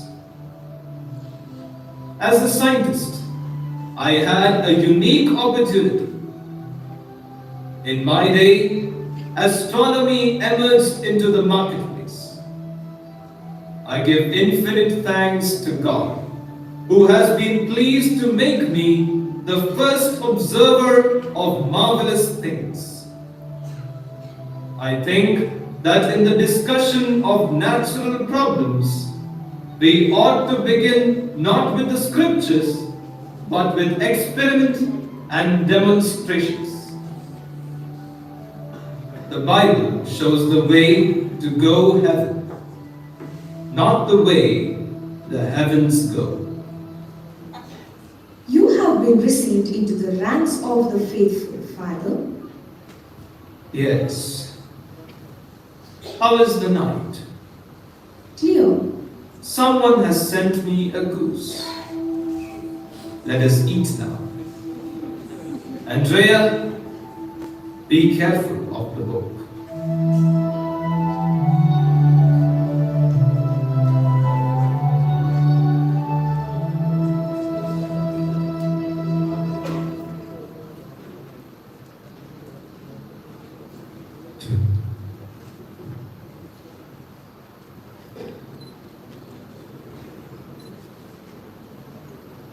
Wow, what a beautiful performance of our brothers.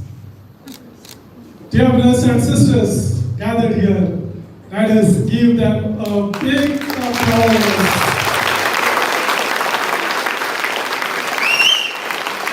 What an extraordinary performance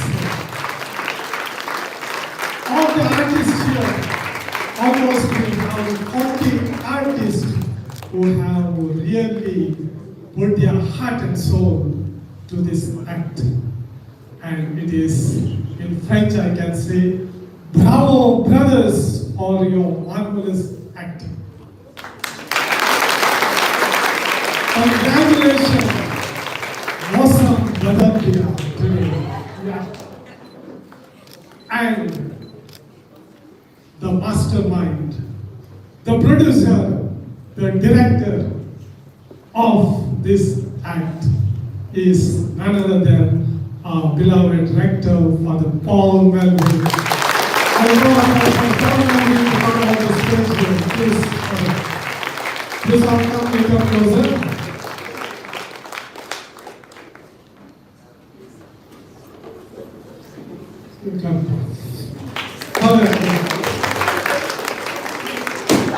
So, dear brothers and sisters, on behalf of all the community members and all those who are gathered here to watch this great spectacle, I congratulate Father Paul Melvin, our loving director. Let us all,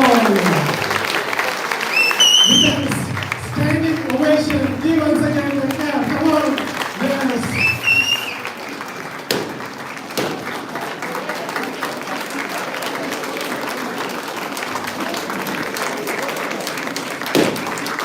So now I call upon all our community members over the stage for a photo. Please come. All our community members, Father George Oliveira, Father Vincent, Father Pius.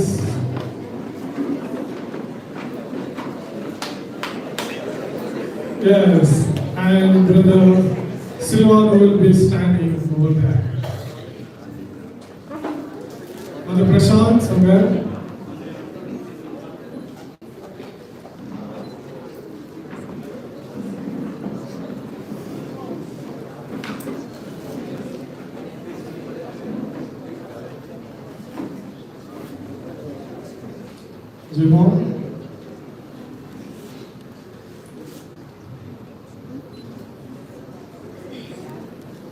So my dear friends, this is our Kripalaya, House of Grace. And all the brothers, all the families, all are here. So thank you one and all. God bless you. Now, please stay till the end, because after everything is over, we have a fraternal agape in St. Francis Garden. All are welcome there. Please enjoy. Thank you.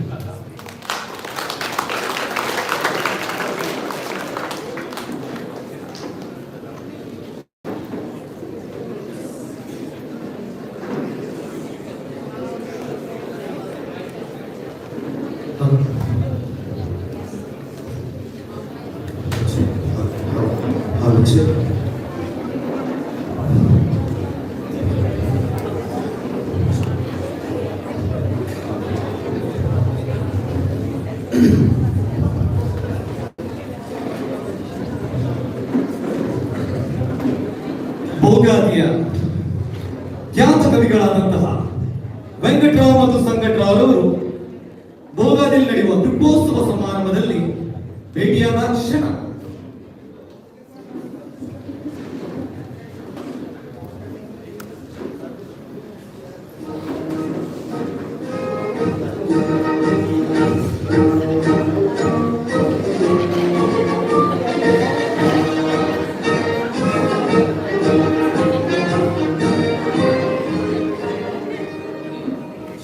ಗುರುಗಳೇ, ಪ್ರೀತಿಯ ಬಂಧು ಮಿತ್ರರೇ, ನಮಗಿಂದು ತುಂಬಾ ಸಂತೋಷದ ದಿನ. ಏಕೆಂದ್ರೆ ನಮ್ಮೊಂದಿಗಿದ್ದಾರೆ ಖ್ಯಾತ ಪ್ರಸಿದ್ಧ ಲೇಖಕರಾದಂತಹ ಸಂಗಟರಾವ್. ಇವರು ತುಂಬಾ ಕೇಳಿದ್ದೆ, ಆದ್ರೆ ನೋಡಿರ್ಲಿಲ್ಲ. ಆದರೆ ನಾನಿಂದು ಮೊದಲನೇ ಬಾರಿಗೆ ನೋಡ್ತಾ ಇದ್ದೇನೆ. ಪ್ರೀತಿಯ ಸಂಕಟರವರೇ, ನಿಮಗೆ ನನ್ನ ಪ್ರಣಾಮಗಳು. ಧನ್ಯವಾದಗಳು. ಪ್ರೀತಿಯ ಗುರುಗಳೇ, ನಾನು ನಿಮ್ಮ ತುಂಬಾ ಚುರುಕನ್ನು ಓದಿದ್ದೆ. ನನಗೆ ನಿಮ್ಮ ಎಲ್ಲಾ ಚುರುಕುಗಳು ತುಂಬಾ ಇಷ್ಟ. ಇವತ್ತು ನಮಗೋಸ್ಕರ ಒಂದೇ ಒಂದು ಚುರುಕನ್ನು ಹೇಳ್ಬೋದಾ? ಚುಟುಕು ಬರ್ತಿದ್ದು ನಿಜ, ಆದ್ರೆ ನಿಮಗೆ ಒಂದು ನೆನಪು ಬರ್ತಿಲ್ಲ. ಮೊದಲು ನೀವು ಹೇಳಿ, ಆಮೇಲೆ ನೆನಪು ಬಂದ್ರೆ ನಾನು ಹೇಳ್ತೇನೆ. ಸರಿ, ನಾನೊಂದು ಹೇಳ್ತೇನೆ, ನಂತರ ನೀವೇ ಆಯ್ತಾ? ನಾನೊಂದು ಗಿಳಿ ಸಾಗಿದೆ, ಅದು ಹಾರಿ ಹೋಯ್ತು. ನಾನೊಂದು ಗುಬ್ಬಚ್ಚಿ ಸಾಗಿದೆ, ಅದು ಕೂಡ ಹಾರಿ ಹೋಯ್ತು. ನಾನೊಂದು ಗಿಳಿ ಸಾಕಿದೆ, ಅದು ಕೂಡ ಓಡಿ ಹೋಯ್ತು. ಆದ್ರೆ ನಾನೊಂದು ಮರ ನೆಟ್ಟೆ, ಅಳಿಯಲು ಗಿಳಿಗಳು ಗುಬ್ಬಚ್ಚಿಗಳೆಲ್ಲವೂ ಬಂತು. ಭಾರಿ ಒಳ್ಳೆಯ ಚುಟುಕು ತಿಳ್ಪಡಿ. ಧನ್ಯವಾದ ಧನ್ಯವಾದ. ಇದರಲ್ಲಿ ನೀತಿ ಇದೆ. ಹೌದು, ನಾನು ಚುಟುಕು ಈಗ ನೆನಪು. ಸರಿ. ನಾನೊಂದು ಚಿಪ್ಸ್ ಪ್ಯಾಕೆಟ್ ತಂದೆ, ಗೆಳೆಯರಿಗೆಲ್ಲ ತಿನ್ಕೊಂಡು ಹೋದ್ರು. ನಾನೊಂದು ಕುರ್ಕುರೆ ಪ್ಯಾಕೆಟ್ ತಂದೆ, ಗೆಳೆಯರಿಗೆಲ್ಲ ತಿನ್ಕೊಂಡು ಹೋದ್ರು. ನಾನೊಂದು ಗೋಡಂಬಿ ಪ್ಯಾಕೆಟ್ ತಂದೆ, ಗೆಳೆಯರಿಗೆಲ್ಲ ತಿನ್ಕೊಂಡು ಹೋದ್ರು. ಆದ್ರೆ ನಾನೊಂದು ಬಿಸ್ಕಿ ಬಾಟಲ್ ತಂದೆ. ಬಿಸ್ಕಿ ಬಾಟಲ್ ನೋಡಿ, ಗೆಳೆಯರು ಕುರ್ಕುರೆ ಚಿಪ್ಸ್ ಗೋಡಂಬಿ ಎಲ್ಲ ತಗೊಂಡು ನನ್ನ ಮನೆಗೆ ಬಂದರು.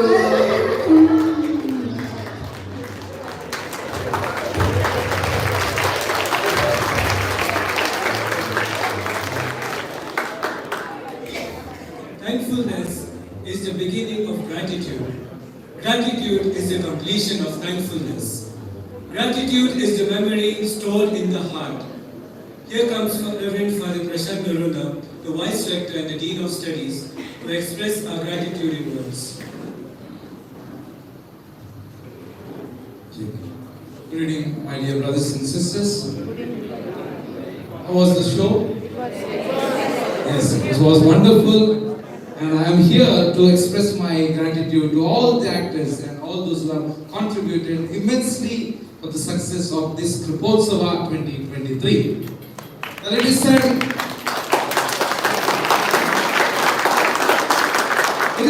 gratitude is the healthiest of all emotions.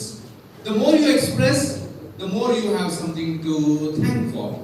Well, first of all, we thank God for His constant support upon us, His graces upon us, His kripa upon us. Without Him, we are nothing. And without His graces, Kripalaya would be without any utsava. That is, with His grace, we have been able to perform this and show forth the Kripotsava 2023. Therefore, we thank God for His almighty graces upon us. Thank you, dear Lord. Secondly, we would like to express our thanks to each and every one of you, because it is you who are our target. It is you who take that grace from here, Kripotsava, to your own communities, to your own places, the experiences that you have here, the shows, the extravaganza that you have seen here, you will take it to your houses, your communities. Thank you, dear friends, for coming in great number and enhancing our joy, and also showing your love and encouragement for all of us. It is a great privilege for all of us, because after 3 years we have been putting up such a program, and of course the causes are different. The COVID did not allow us, or for the past 3 years we did not have any occasion to put forth our talents or our shows before us. So thank you, dear brothers and sisters, for coming in one great number. Let's put our hands together for all of you. In the next in line, we have some of the important persons who have contributed immensely for the success of this Kripotsava. I'm glad to call out their names and thank them all. First of all, I thank Leanna was. Okay, Leanna was and their parents, Lavina and Nancy was. Leanna was the young Andrea in the show. Thank you, dear Andrea, dear Leanna, for your contribution to our show, and also thanks to Mr. and Mrs. Lavina and Nancy. May I call Father? Thank you. May I call Father Vincent Bernardo to give him the token of love. Let us put our hands together to Leanna and their family.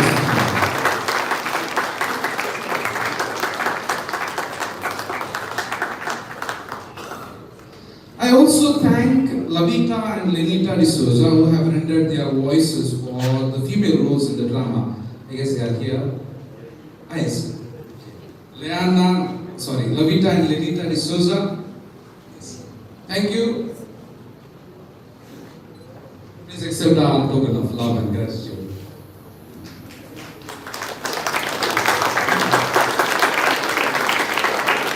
We are also indebted to Mr. Justin D'Souza for the background music and for the music of the drama and for the melodious music and the title track that is prepared and sung by Mr. Justin D'Souza. Thank you, Mr. Justin. Please accept our token of love.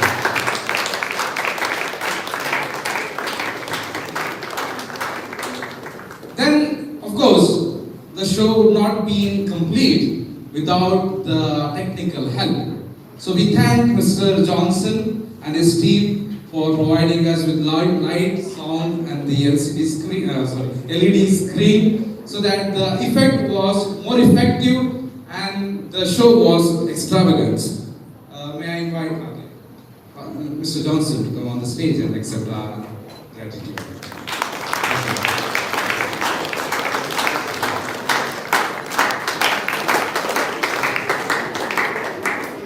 Okay, a special thanks and gratitude goes out to Mr. Giriappa Suratkar.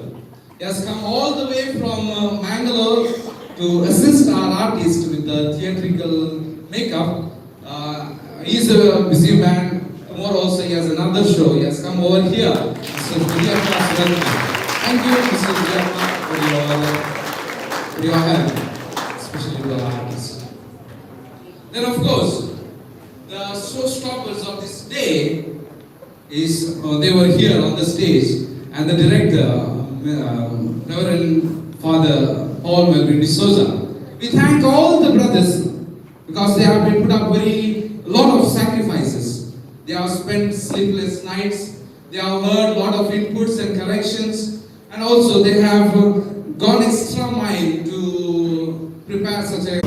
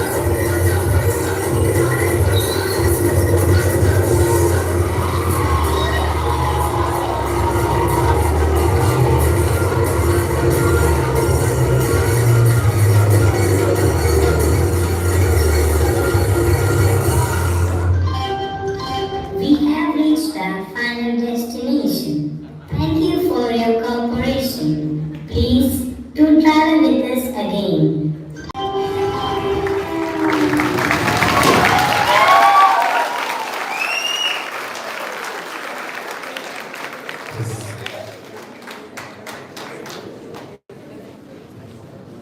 All memorable events of this earth have their beginning and their end. Nothing is permanent, but they reach their fullness when they are offered to the Lord. At the close of this day, we offer this celebration to the Lord through His mother, through our Mother Mary of Lourdes. Through her, we praise and thank God for this day and ask her blessings on each and every one of us.